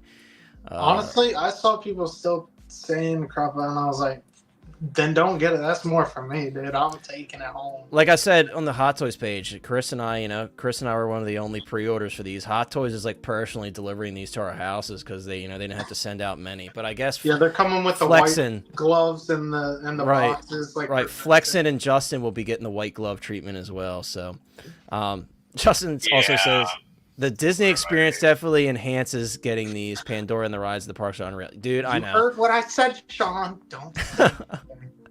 Yeah, going there at night, dude, and when everything's glowing and lit up, and the rides, like Chris and I really like Flight of Passage, and then like the River Journey where they have that amazing animatronic. And if you really want a perspective of how big the Na'vi are, when you see that animatronic, she's sitting down and she's massive. God, dude. Literally It's massive, insane. dude. I'm right there with you, Ryan. I actually pre-ordered 2 of those because I want one with the electrocuted look, and one with the Sebastian Shaw head sculpt. So I'm waiting for those, dude. I cannot wait. I'm very excited for those. How you doing, by the way, Ryan? I hope you're doing well. Honestly, when you visit there too, it makes you feel like you're actually in a different. Like you don't feel like you're. It's because you are, dude. It's Pandora. What are you talking about? Before we move on, Sean or Lane, did you have any more bad things to say about these awesome figures? I've never said anything bad about this. I never said anything bad about him. Well, I'm just letting you know. Chris has his badge there, and if you say anything, Okay, fine. I'll identify the badge. All right. Would you please hold it up?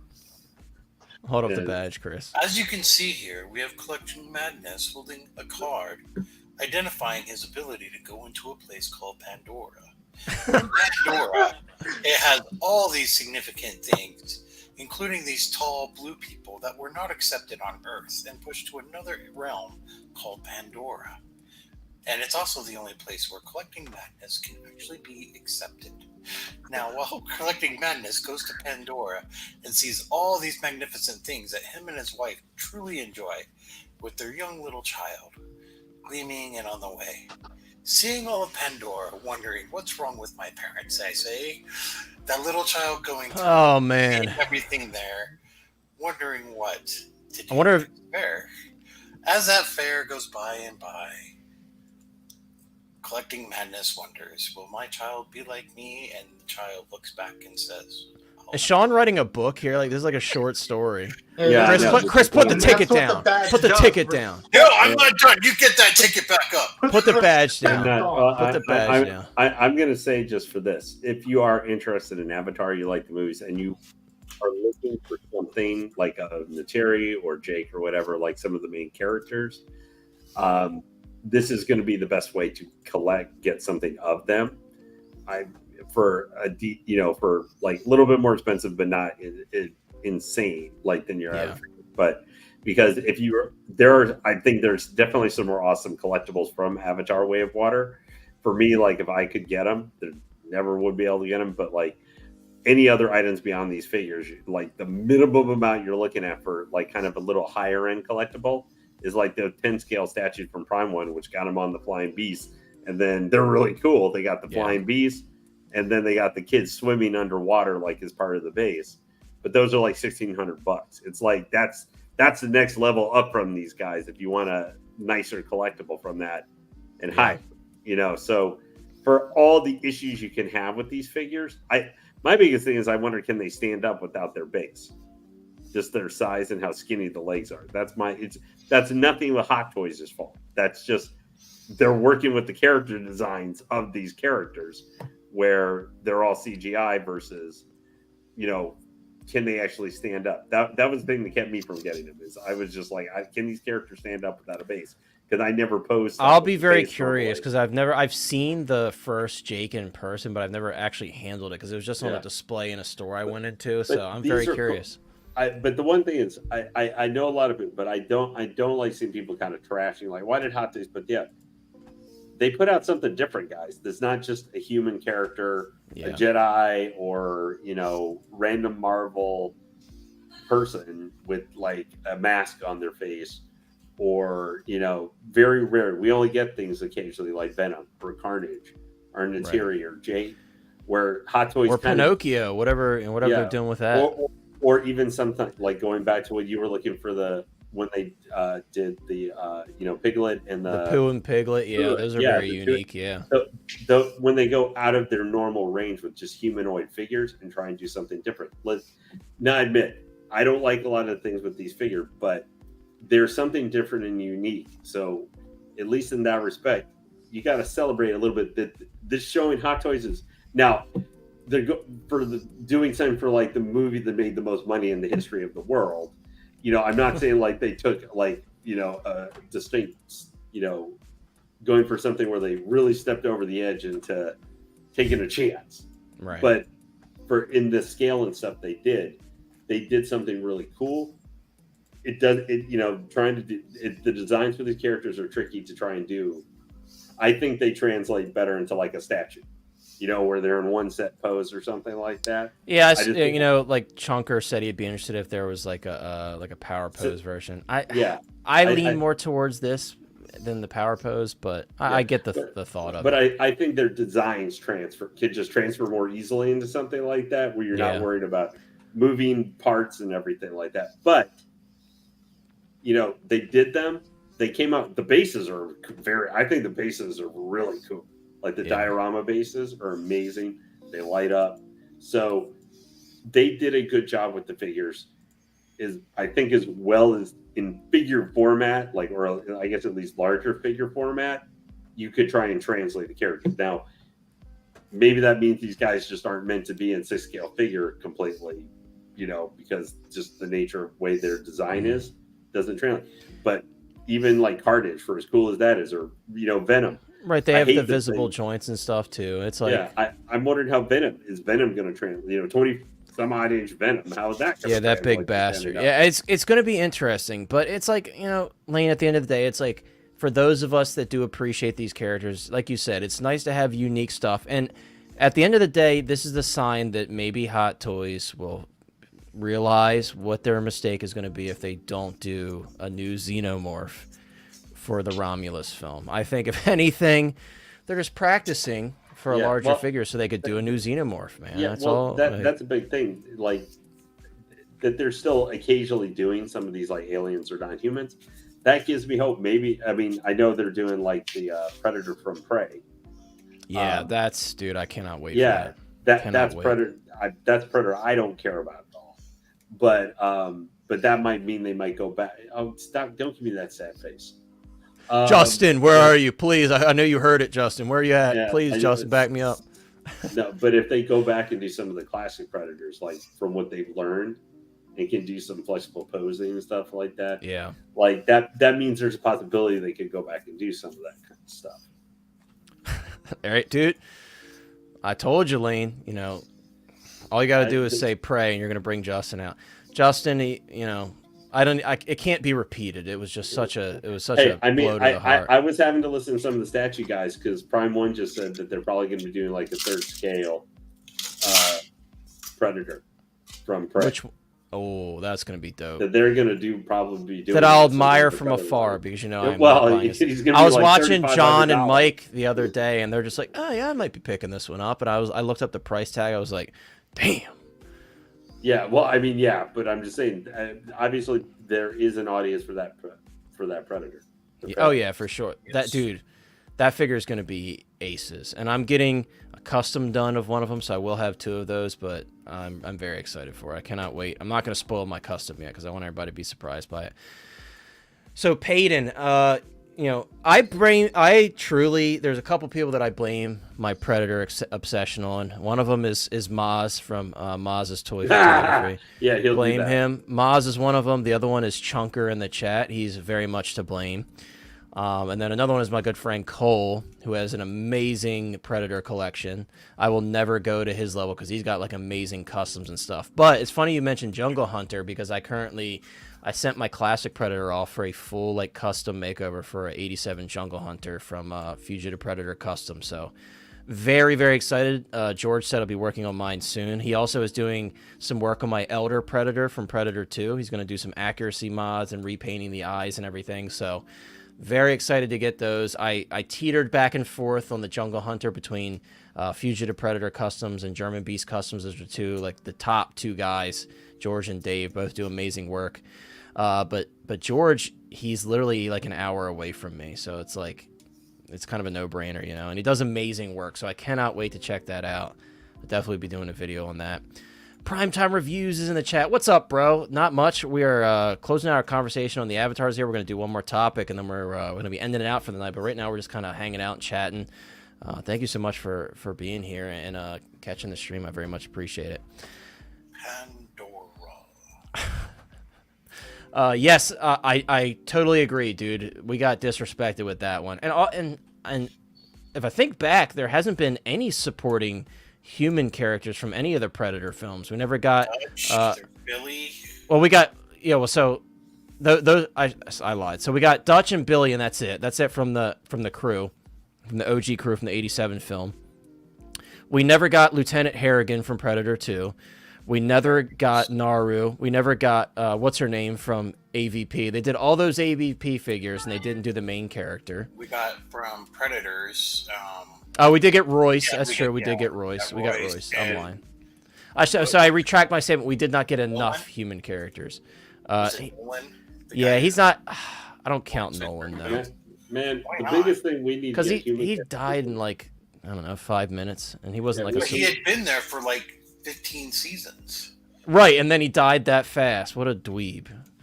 Royce is cool, though. I did like Royce's character. We need to see, like, big thing I want them to do is, man, if you're gonna do human characters, go back and do the freaking Colonial Marines with modern. Yeah, From those original Aliens. Colonial Marines are really Oof. rough, and they Yeah, actually but- sell for a lot of money. Like Vasquez, I saw someone sell her the other day for like $650, and I'm like, you're paying $650 for that? No, thank you. But a very if old you get figure. modern stuff and everything. Like, man, could you imagine we could get most of the squad?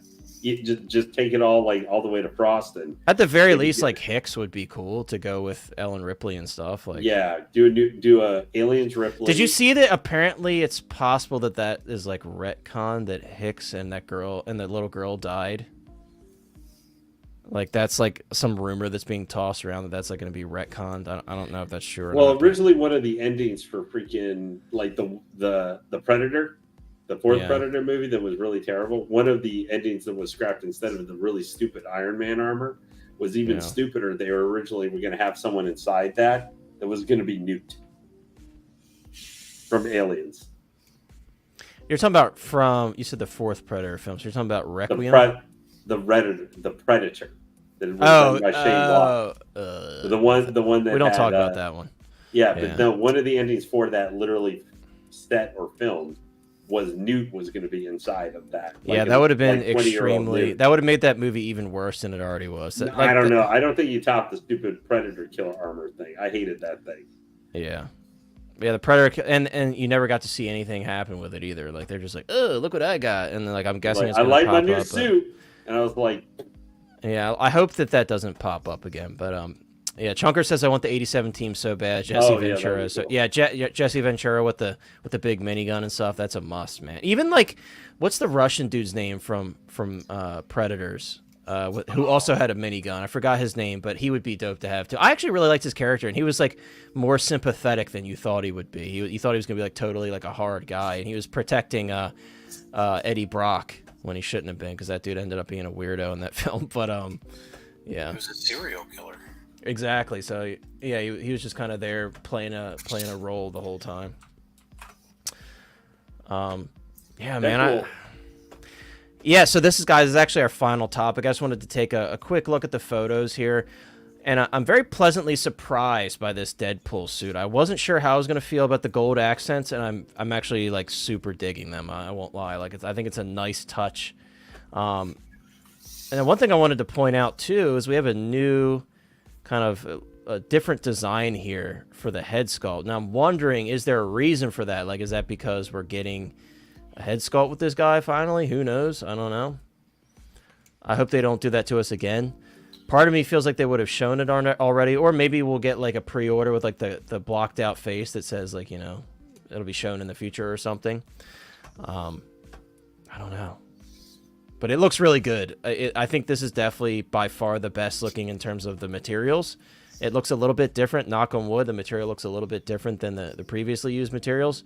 I actually sold my Deadpool 2 Deadpool because I'm trying to be better about like getting multiples of everything. So I did let go of my Deadpool 2 one in preparation for this one.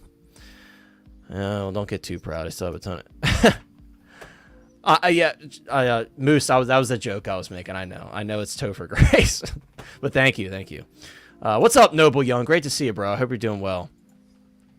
Chunker says that movie was so bad, I still want the Fugitive Predator. They showed that Proto and it looked dope. Yeah, the Fugitive Predator is a cool design, even though the, what was that Predator called that hunted him down and literally body slammed him? The Assassin Predator literally absolutely bodied him. Which, you know, I feel like the Assassin Predator was like a cringier version of the Super Predators from Predators. Like, it was a little too much for me. I wasn't like huge on the Assassin Predator. he was also all CGI. Yeah. it was not for me. But the Fugitive was cool, and there was that one company that did a 12-inch version of the Fugitive Predator. I can't remember who it was. NECA? No, it wasn't NECA, because NECA does like the smaller scale stuff for the most part. Other than they do quarter scale sometimes, obviously, but yeah, this looks really dope. I actually also, something I like more on this one is the design of his katanas. They're more so like a traditional, closer to a traditional like design on these than the original ones that came with like the Deadpool 1 and 2 figures. I think he looks awesome, man. I'm really excited for it. Once again, I think I'm pretty happy with my decision of selling off the Deadpool 2 one. The only one I kept from the Deadpool 2 line was Cable, because I'm not selling my Cable. I absolutely love that figure. I know that one got a lot of hate, but I think it's a beautiful figure. I'm guessing all of us are probably going to think about getting this duo here, right? I feel like that's kind of a given for most people, because this is our last like hope for Marvel for a while, so I feel like a lot of us are really excited. I got my tickets. I mentioned that previously, but I got my tickets. I don't know about you guys, but got my tickets locked in for Friday.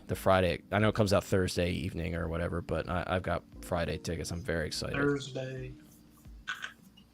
Yeah, I don't ever do the Thursday just because it's so late for most of the showings on the theater I go to, so I'm doing Friday. But usually, within a day, you can avoid the spoilers. But after like a week, dude, no, they're plastered all over social media, so I can avoid them for a day, and I'll be seeing it on Friday. So I'm really excited for these. I already pre-ordered the Deluxe Wolverine, so I'm just waiting for this Deadpool to go up.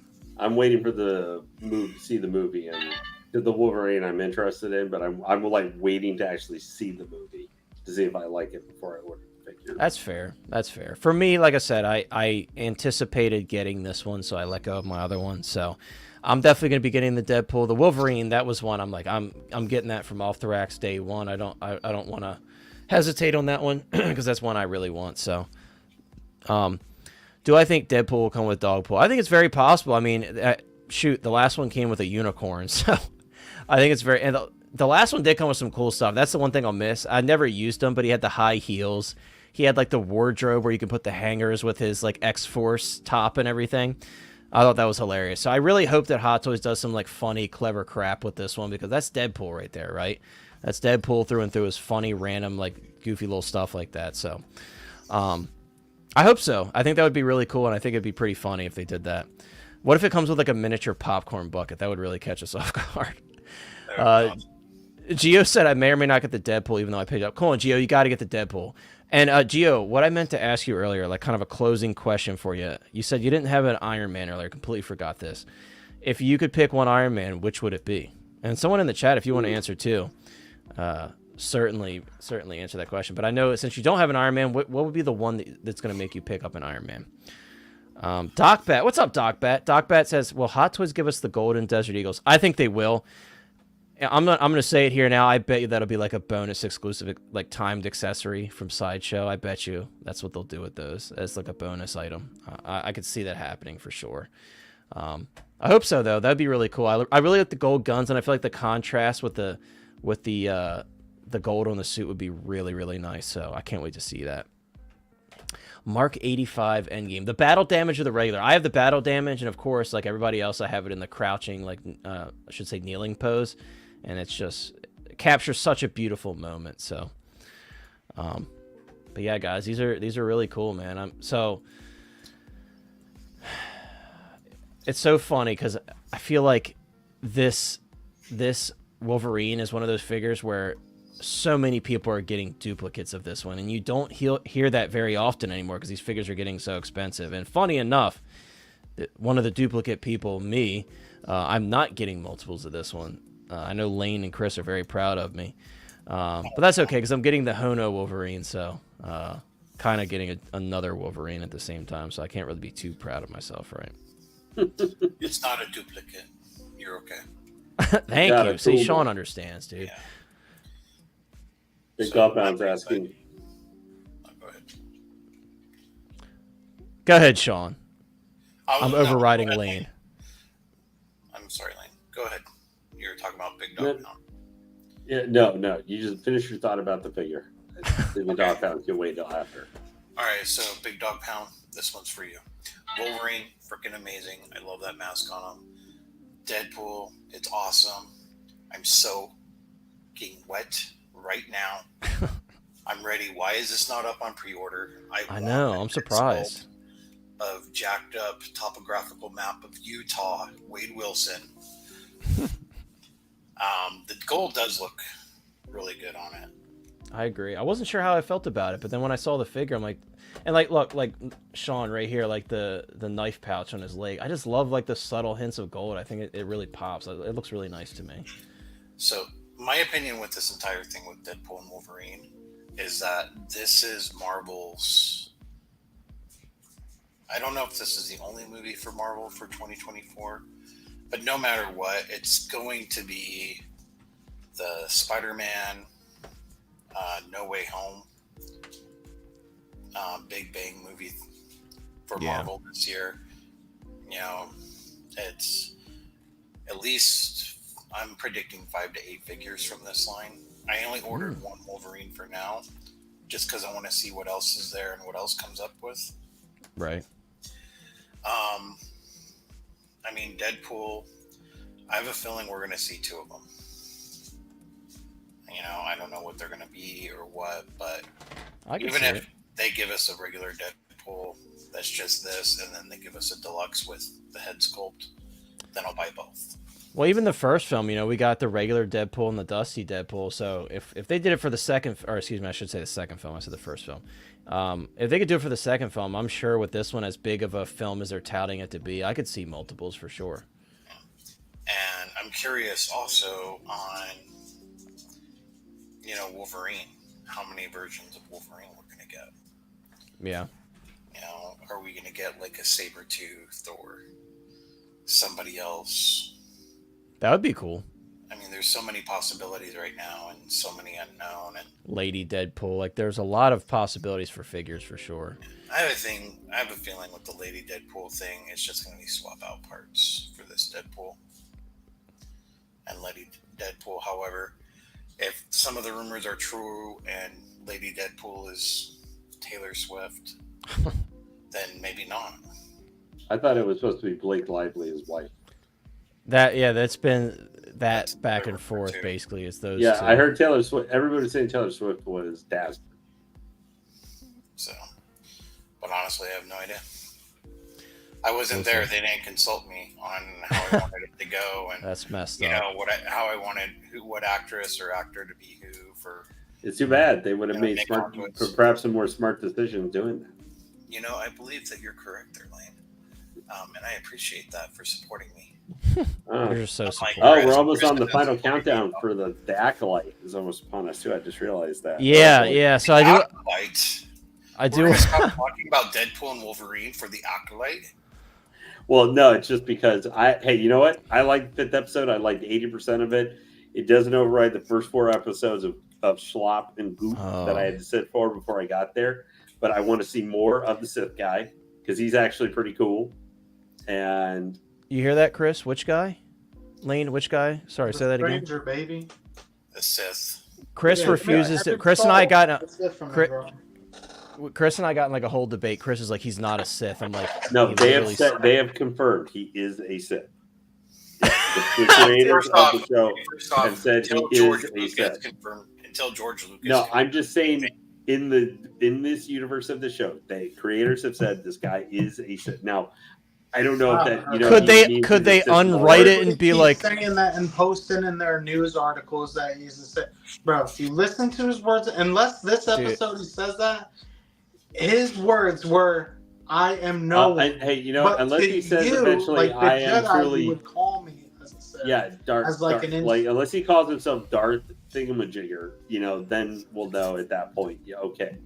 But they said he's a Sith. Okay, Beskar, dude, don't do us like that. I said what I said. Yeah, but I said I liked the 5th episode, or like 80% of it. That's as far as I'm willing to go. That's what I'm saying. It was the best one so far to me, and I mean they still retcon like a lot of stuff went back on canon, but I don't know. Yeah, I bet his name is like Darth Jedi Killer. It's gonna be I was watching some of Theory's videos and him saying you know, I think it's gonna be Darth SpongeBob. Yeah, like maybe if Plagueis was thrown in there, he did have 7 Sith or whatever that he was choosing through. Maybe this guy gets killed. Either way, they all gotta die to me. Take care, Beskar. Later. Well, here's this is a big thing. The guy may be a Sith, but he didn't say Sith Lord or anything like that. Sith so Lord. You know, because in some ways, like what's her name, Ventress was a Sith in certain respects. And like, as far appreciate as it, man. Take care, bro. As far as the enjoy only the show. The only thing broken to me would be the 2 witches being born kind of as a like Force thing, like Anakin. I think that ruins that. As far as Kaidamunda, well, the Anakin thing was stupid. Like the Millennia thing, right now that side doesn't even know that it is Sith killing Jedi if he is a Sith. Unless Master Soul in this episode is able to get there. Right now, the info, because even Soul didn't know, it hasn't gotten to them. Now, of course, the other problem is they're looking at, like, all these Jedi are dying. They can't just cover that. Read this comment, Chris. Don't ignore this comment. Crazy Don't stuff. you ignore this comment. I want you to read it and weep, buddy. Thank you, X-Man Supreme. Coming in clutch at the end of the stream, dude. You're like, dude, he said the same thing, man. Kyler, well, remember, the Sith is an ideology and a thing. They're not a race anymore. I'm just taking the dude's word. He said, I am no one. But to you... He's just trying to be edgy in his little smiling helmet, dude. That's all he's trying to do. Being Asian Ezra Miller, man. Being edgy with his crazy talk. I don't like, I'm not in love with the show, but he's the aspect, like, that I would like. Like, I like his scenes. I still hate that helmet, though. That's about I don't like I like the material the helmet's made of. I don't like the smile, but the cortosis portion, that's really dope. But yeah, I want to go watch it. I want to go watch it now because I want to see, you know, last episode certainly was the most exciting of the bunch, but we got to watch it. Got to see what it's about. Bro, and I told I'm really worried about this episode. Comes out and says that, or they go back and say, "Oh, it was this." Chris can't. He's not a read between the lines viewer. I don't need him. You need to apologize to the world, dude, not to me. I know. Yeah. Chris, I know You need to be out there outside your truck going. You're like, I'm so sorry, everybody. I'm trying to keep the prequels alive. That'll have to be your next super chat, like meme. Yeah. Well, yeah, but we're just messing with Chris. You know, everybody's entitled to their opinion on the show. But everybody's me, so I don't get to mess with Chris, I guess. Well, hey, you missed when they were coming after because of both pulling out their Mace Windu's and stuff earlier. Son of a because I don't want to believe it. We got the Clone Wars version of Mace Windu. We didn't get the Samuel L. Jackson from Attack of the Clones. Well, we got the 80%. I still could be right, and it could be 2025. Yeah, well, you got the 80% of Samuel L. Jackson with the head sculpt there. Like what? From behind? What?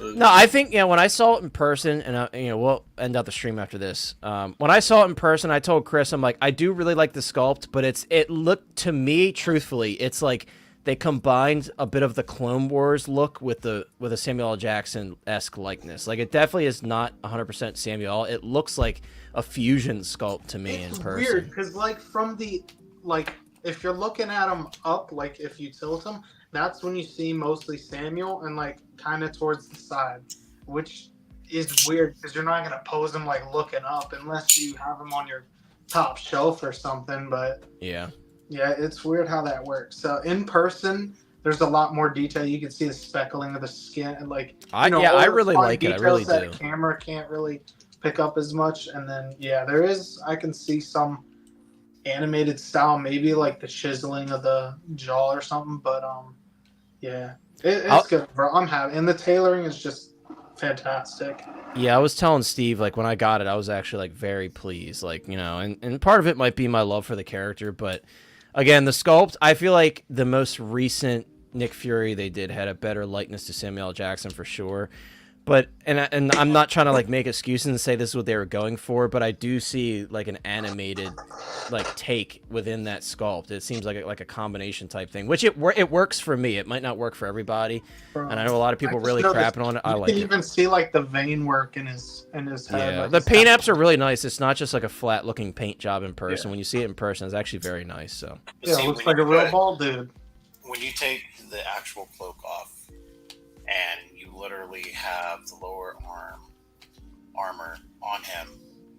It is complete Clone Wars. Yeah, which is awesome. That's why I got 2 of them. I really wanted that, and now I'm very glad that I did, because he's selling for a crap ton of money on eBay. And Kit Fisto came, and we got the armor for him. So I'm like, cool, I got 2 of each of those, because I really, that the Clone Wars is so important to me to have a full representation of my collection. Like you, Sean, you've got a massive clone display for good reason. I mean, that show's so special to a lot of us. So to have them in their general armor as well, to kind of, pay homage to the Clone Wars, to me is just so cool. So for those, I had to bite the bullet and get 2 of them. And again, on Mace, that was like a last minute thing, like a couple, I was actually probably like a few months ago. I hit up John from Off the Racks. I was like, hey dude, if you get any cancellations, what are the odds? He's like, I literally just had a cancellation. I got you. And he put the order in for me. So I'm very excited I was able to get 2 of those, especially after seeing in person. I actually really like the figure. And because that sculpt kind of has that Clone Wars mix to it, I think it works really well with the Clone Wars armor, like you said. So really stoked to have that for sure. I don't know. I guess he's trying to fight the cat off from getting in his stuff. That's like a common Dude, battle. In the ring, or what? I'll just show you. I got this little skate park thing for my tech decks, and there's little tiny pieces. And she just jumped on the glass table and tried to eat one. Guys, one thing I want to do on the way out, I think would be fun. Kind of stealing this from Collecting Weekly, but they do it at the beginning. It's like their little new thing that they do. Just like a little fun thing on the way out. And guys in the chat, you can answer too. Just, something new that we got this week. I just told you guys I got Mace Windu. I got my 2 Mace Windu. I got a lot this week. I got my 2 Mace Windus. I got Big Chap in this week, which Lane's like probably ready to kill me because I got the Big Chap. The Big Chap is, dude, it's really cool. And I got like an unspeakable deal on that thing. And it had some damage that was actually easier than I thought to repair. The guy who sold it to me, there was a broken hand peg stuck inside the hand, and he had like just shoved a bunch of blue tack in it and just shoved the hand in it. I drilled out the peg, swapped it with another peg, and it was good to go. So I got a complete Big Chap. I'm just waiting for him to send me the stand for $75. So I literally cannot complain. It's in impeccable condition apart from that. The skin's like in great shape. So I got that. That's like the highlight of my weekend. And I got my Samurai Predator as well. It did have a little bit of damage. But shout out to Zach from Collecting Weekly. He's been like saving my life lately with his 3D printing wizardry. So he's actually printing me new parts for the shoulder piece because it has these little internal pegs that come out that got broken in shipping. So Zach is literally saving me with that. So if you guys have a Samurai Predator with broken pegs, once I'm able to test it, once I get it from Zach, hit Zach up, and then you can get a replacement for yours because Zach was awesome enough to do that for me. But some really cool stuff this week. And my C-3PO came at the end of last week, so I'll group that in. But what a week for me. I know, Chris, what'd you get? Mace Windu and... I got Mace Windu and C-3PO, and then my Stormtrooper comes tomorrow. So Mace is already on the channel. Oh, I left one out. C-3PO is here and coming on the channel, and then the Stormtrooper will be there. And I put out some shorts and a collection tour a little bit ago, so... Just hit 2K, by the way, too. So. Oh, yeah. Congrats on that, dude. That's awesome. I left something out that I got this week. I want to show it to you guys because I was very impressed by this figure. Mine had a couple QC issues, but check this out. That's actually a pretty nice head sculpt to Josh Brolin. This is Gurney from Dune. Really nice detail on the armor. He's got like a cloth undersuit and everything. I'm not doing a review or anything on this guy, but very nice. I'm actually very impressed by this. Like I said, I had a couple QC issues, but I'm actually like really impressed with this guy. So, and I had the first Paul Atreides from this company, and these are officially licensed, by the way.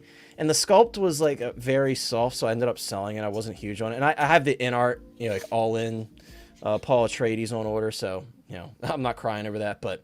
If you guys have these on order, I think you're in for a treat. This is a very nice figure, and the sculpt is much better painted, and I think the likeness is much better than that first Paul Atreides. So I see them improving. And I have, tomorrow I should have the Leto Atreides as well, so that'll be cool. And then I also have the Force Master, which is that third-party Yoda. I got the deluxe version with the chair. I will be doing a review on that. So I know a lot of people were asking, how did that turn out? I'll do a review on it, and I'll compare it to my Hot Toys Attack of the Clones I'm gonna be Yoda. looking at that. Yeah, I saw a Chinese Only reviewer thing do an I want early is the look, and it looked chair. really good. I know that chair is really good. Chris is like, yeah, could I get the chair? I'm like, dude, that's why I bought it. I'm not giving you the chair. He's like, no, I want the chair. Yeah, we'll come over there. That's what I went up there for the other day. Now that's not a name I've not heard in a long time. Ash Chase, great to see you, man. I haven't seen you in so long. I hope you're doing well. I feel like even in like the streams I've tuned into here and there, I hope you're doing well. It's great to hear from you. Cairo says, still waiting for Sideshow to ship my damn Mace Windu. Well, dude, when they do, you'll be very, very pleased, I think. But I will say, I was told that apparently the next batch of shipment got delayed from them until August, I think someone said. So That's crazy. yeah, that's very, very bizarre because I got mine from not only Sideshow but Off the Racks. I got from Off the Racks as well. But that's what someone said in the Hot Toys Hotline Facebook group chat. They said that they got an email saying it was delayed to August, or their payment was pushed back to August. So Wow.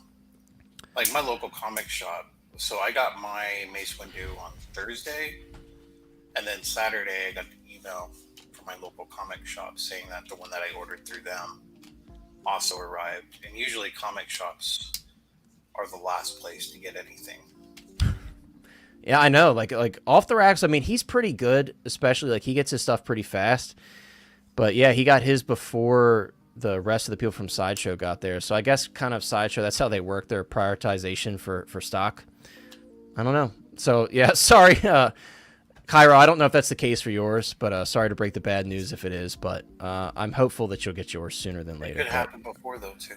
Yeah, you never know. You never know. It's a really like a case by case thing when you place your order. I don't know how yours compares to the person who let us know the information. So You know what's really weird?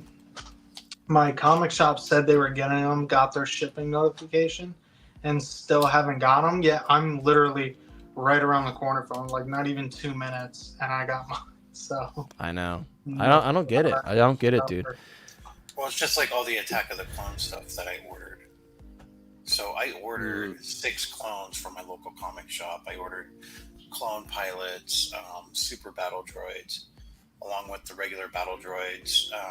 I ordered 2 R2D2s and a second C3PO. I got the C3PO from Sideshow. I got a few clones. I got 3 clones from Sideshow. Well, that's why, dude. You ordered all the freaking stock. And then an R2D2 arrived at my local comic shop. My local comic shop had shipping notices for everything, and then it never showed up for the rest of the stuff on Attack of the Clones. Interesting. So I don't know what went on with that line, and it's not just my comic shop that had the same issue. And I think it was it Toy Dojo or Underground Figures? Toy Dojo.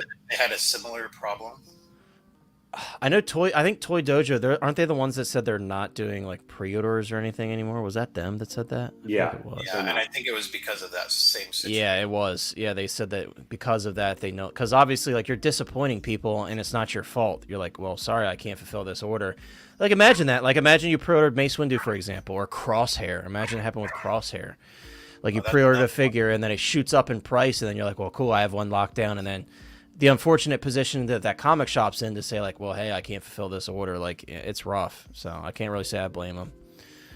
Cannot really say I blame them. But anything new, Lane, I know you got the Catwoman and you got, I feel like you've probably been holding on to them to do your unboxing, but they are new, open stuff that's for you this week. So Catwoman and 501st for you. Yeah. I haven't, they were my first things in quite a while. I've got like 5 figures or 6 figures now that have been released that we're still just waiting on. Like, the Iron Man that we were talking about. Can't remember all the ones that I've got, but I know I got 5 or 6 coming, and that's not including some other ones that are still on the release. We're only halfway through. I know, we still got the Mantis, obviously probably the biggest one for most people on this panel would be the 30th Vader. That's like probably the big one, or the 89 Batman. Like one of 89 Batman's probably like my most anticipated non-release figure right now. Yeah, because I'm jealous of Sean because Sean got his his Batmobile already, and I haven't heard a single lick about mine. Yeah. Now, I will say, actually, I just got an email. My Peter Cushing, Van Helsing, and Christopher Lee Dracula set will be shipping soon from Sideshow. So I'm that's very cool. excited for that because I've seen some photos. Because lately I've been getting directly from Caustic because they offer like web exclusives, but Sideshow had the best version available because they didn't do a web exclusive for that set. So I got it from Sideshow, and I got a waitlist conversion for that one because that set's limited to only 200. Oh wow! So I got a waitlist conversion, so I was like over the moon for that. So I can't wait to add that to the horror collection, and yeah, that'll be shipping soon for me. Yeah, right. Also, Anakin from Attack of the Clones. I know. Yeah. I'm figuring probably by August I'll have that. Yeah, I got him from Off the Racks. Yeah. But so there's a lot of good stuff, and who knows, whatever. The pace they're going, we could be through most of the release. Picture list by the time we get to, Deadpool and Wolverine coming out. Look at the email I just got. Wow. Boo. Oh, General. Yeah, I have that through my LCS, so I'm going to be. That one is also selling for surprisingly a decent amount of money, too. Yeah. Just especially because you have the Mando one using the same head sculpt that just, I wonder how long we're going to be waiting for those exclusives. That and the Imperial Commando. Yeah. I think Imperial Commando will probably be soon because I think the boxing options got updated for that one. And then Cody, I know Sean got invoiced for the Cody, I think, and then Chrome Cody. And then nothing about actually the Mandalorian armor one, I think people got like delay emails for, I want to say. Yeah. So. Well, I got him on payment plan, so I'm not. I'm actually probably getting for that one yet. Yeah, I have him on payment plan too, so I won't be getting mine when it ships anyway. But right now, payment plans are allowing me to survive because hey, Friday is my perfect payment plan. Hey, everybody, if you have the Jack Sparrow Artisan, I did my payment, so my first payment on Jack Sparrow is. I have to pay for 2 of those. My other one is overseas, so I won't be paying for it until it comes out. So, all right, Sean, anything new this week before we close out the stream? So I got Chrome Cody. I got 2 Mace Windows. 2 of the 501st Legion. Ooh. I got the Stormtrooper with the fire. Nice. Yeah, I haven't been invoiced for that one yet. I have the original one, but I haven't been invoiced for that one. So in how awesome this guy is. Stormtrooper is coming tomorrow. They need to go back to everything with the actual clones from the Clone Wars, and yeah, I'm not impressed with that 501st Legion. All right, so I also got 2 Night Force G.I. Joes. These are custom cards. Oh, that's really dope. So for those that collected G.I. Joe in the 80s and 90s, the Night Force were actually only 2 packs. So a guy found a guy that does them individually. So that's cool. I actually don't have any custom carded stuff. Like all my stuff's just like limited release or like general release stuff that I open because all the general release like 3.75 stuff I open up. I'm an opener. That reminds me, Peyton might appreciate this, but I got my Jason Kelsey when he was his brother's game and he was shirtless with a beard. It was like a one-off thing of him, and when you bought it, they donated to like Eagles Autism Foundation. But that's pretty came cool. in this, and he's actually already fetching for money. I went and looked it up to see if anybody did anything on it, and I saw somewhere like over 150 or 200. Jeez. And I forgot. Don't underestimate pop collectors, dude. The pop collectors, they pay money for stuff, that's for sure. But cool, guys. Well, this was a really fun stream. I appreciate everybody for hanging out with us. I know there was a lot going on today. But we had fun, man. Thank you, everybody, for tuning in. Like I said earlier, I was considering not doing the stream, but I'm glad I did. I had a lot of fun. Thank you so much, Austin, for popping in towards the end of the stream. Austin, I hope you're doing well, bro. Thank you so much for being here. Guys, check out Austin Nicholas on Instagram, YouTube. He did a really good video recently on the updates on his cases and stuff. So definitely check that out as well. And I did get that as well, Moose. I forgot to mention that. And I just installed it on my figure. I didn't get my cape yet. I was late ordering the cape, so mine didn't ship yet. But that head sculpt is a huge improvement. Huge improvement. That photo Austin did of the Riddler, too, I saw earlier. Yeah, that's a great figure. Yeah, I saw Austin just got the Riddler as well. That's a great figure. Guys, I put a review on my channel if you want to see it. You guys know I'm all in on the Mars toy stuff. So, but that's gonna do it, guys. I hope everybody has a great rest of the week, an awesome weekend. If I don't hear from you, and what's up, Jazzy? Great to see you on the way out, bro. Jazzy, I saw your post the other day. You took some photos. You know, you're always taking amazing photos. I'm like, right now, I'm like a student of the toy photography game. When I say student, I'm absolute ass at taking photos, but I'm trying, and it's like I'm getting the most likes on Instagram I've ever received. So maybe like I'm like an amateur level now at this point, but I'm trying to learn. I'm trying to do better. And I look at your stuff all the time, and I'm like, this dude is incredible. So thanks for putting out amazing stuff for me to kind of look at and say, like, oh, that's how you light stuff. You know, I'm trying to learn. So Jazzy, I appreciate you popping in right before we end the stream. I hope you're doing well, bro. We'll talk. We'll chat. You got to hit me up. I feel like I've never actually chatted with you outside of the chat, so you got to hit me up. I'd love to chat with you and kind of pick your brain on the photography world because you're way better than I am. Thank you so much, everybody, for being here. You guys are awesome. Don Prime, if you're not still here, once again, thank you so much for the generosity with the donations. I very much appreciate it, and congrats to those, including Chris. Hashtag rigged, that's now a channel member, a hotline hottie, as you all would call it. I'll own it eventually, but not yet. Nice, 12-inch Moonstream got his as well.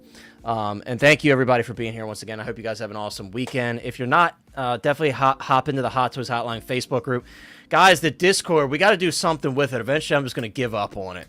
You know, Discord is a hard platform to build, and I've got my Star Wars Discord that, you know, bless that Discord. It's got over 1,700 members, but the Six Scale Scallywags Discord, we got to do something with it. If not, eventually I might just like cut it off, but we'll see. We'll see how it goes. I hate to do it because there's some people still hanging out with there, but if you're on Discord, the link's in the description. Also, guys, to the Facebook group.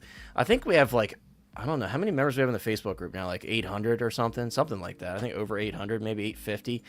Blows my mind how many people we have in there. So thank you guys for joining the group. If you haven't already, head on over, links in the description. Like I said, keep an eye out on the channel. I got some videos coming. I will be doing a video on the Samurai Predator because that is such a special piece. I want to show that off. And again, the Force Master, if you guys are interested in that third-party Yoda, I have that. That should be delivered within the next couple days. I will be doing a video on that. And I'll compare it to the Attack of the Clones one as well. Chris has a review up on his channel of Mace Windu. The link's in the description for his channel. I know that's what he was going to say, and don't worry, it was in my head. So check out his review on Mace Windu. I was going to say 858 members. To be exact. Guys, when we hit 900 in the Facebook, I'll do another giveaway. I did one, I think, for 800. So once we hit 900, I'll do another giveaway for like a gift card to your comic shop of your choice. And Don Prime, bless his heart, is always giving away stuff in there.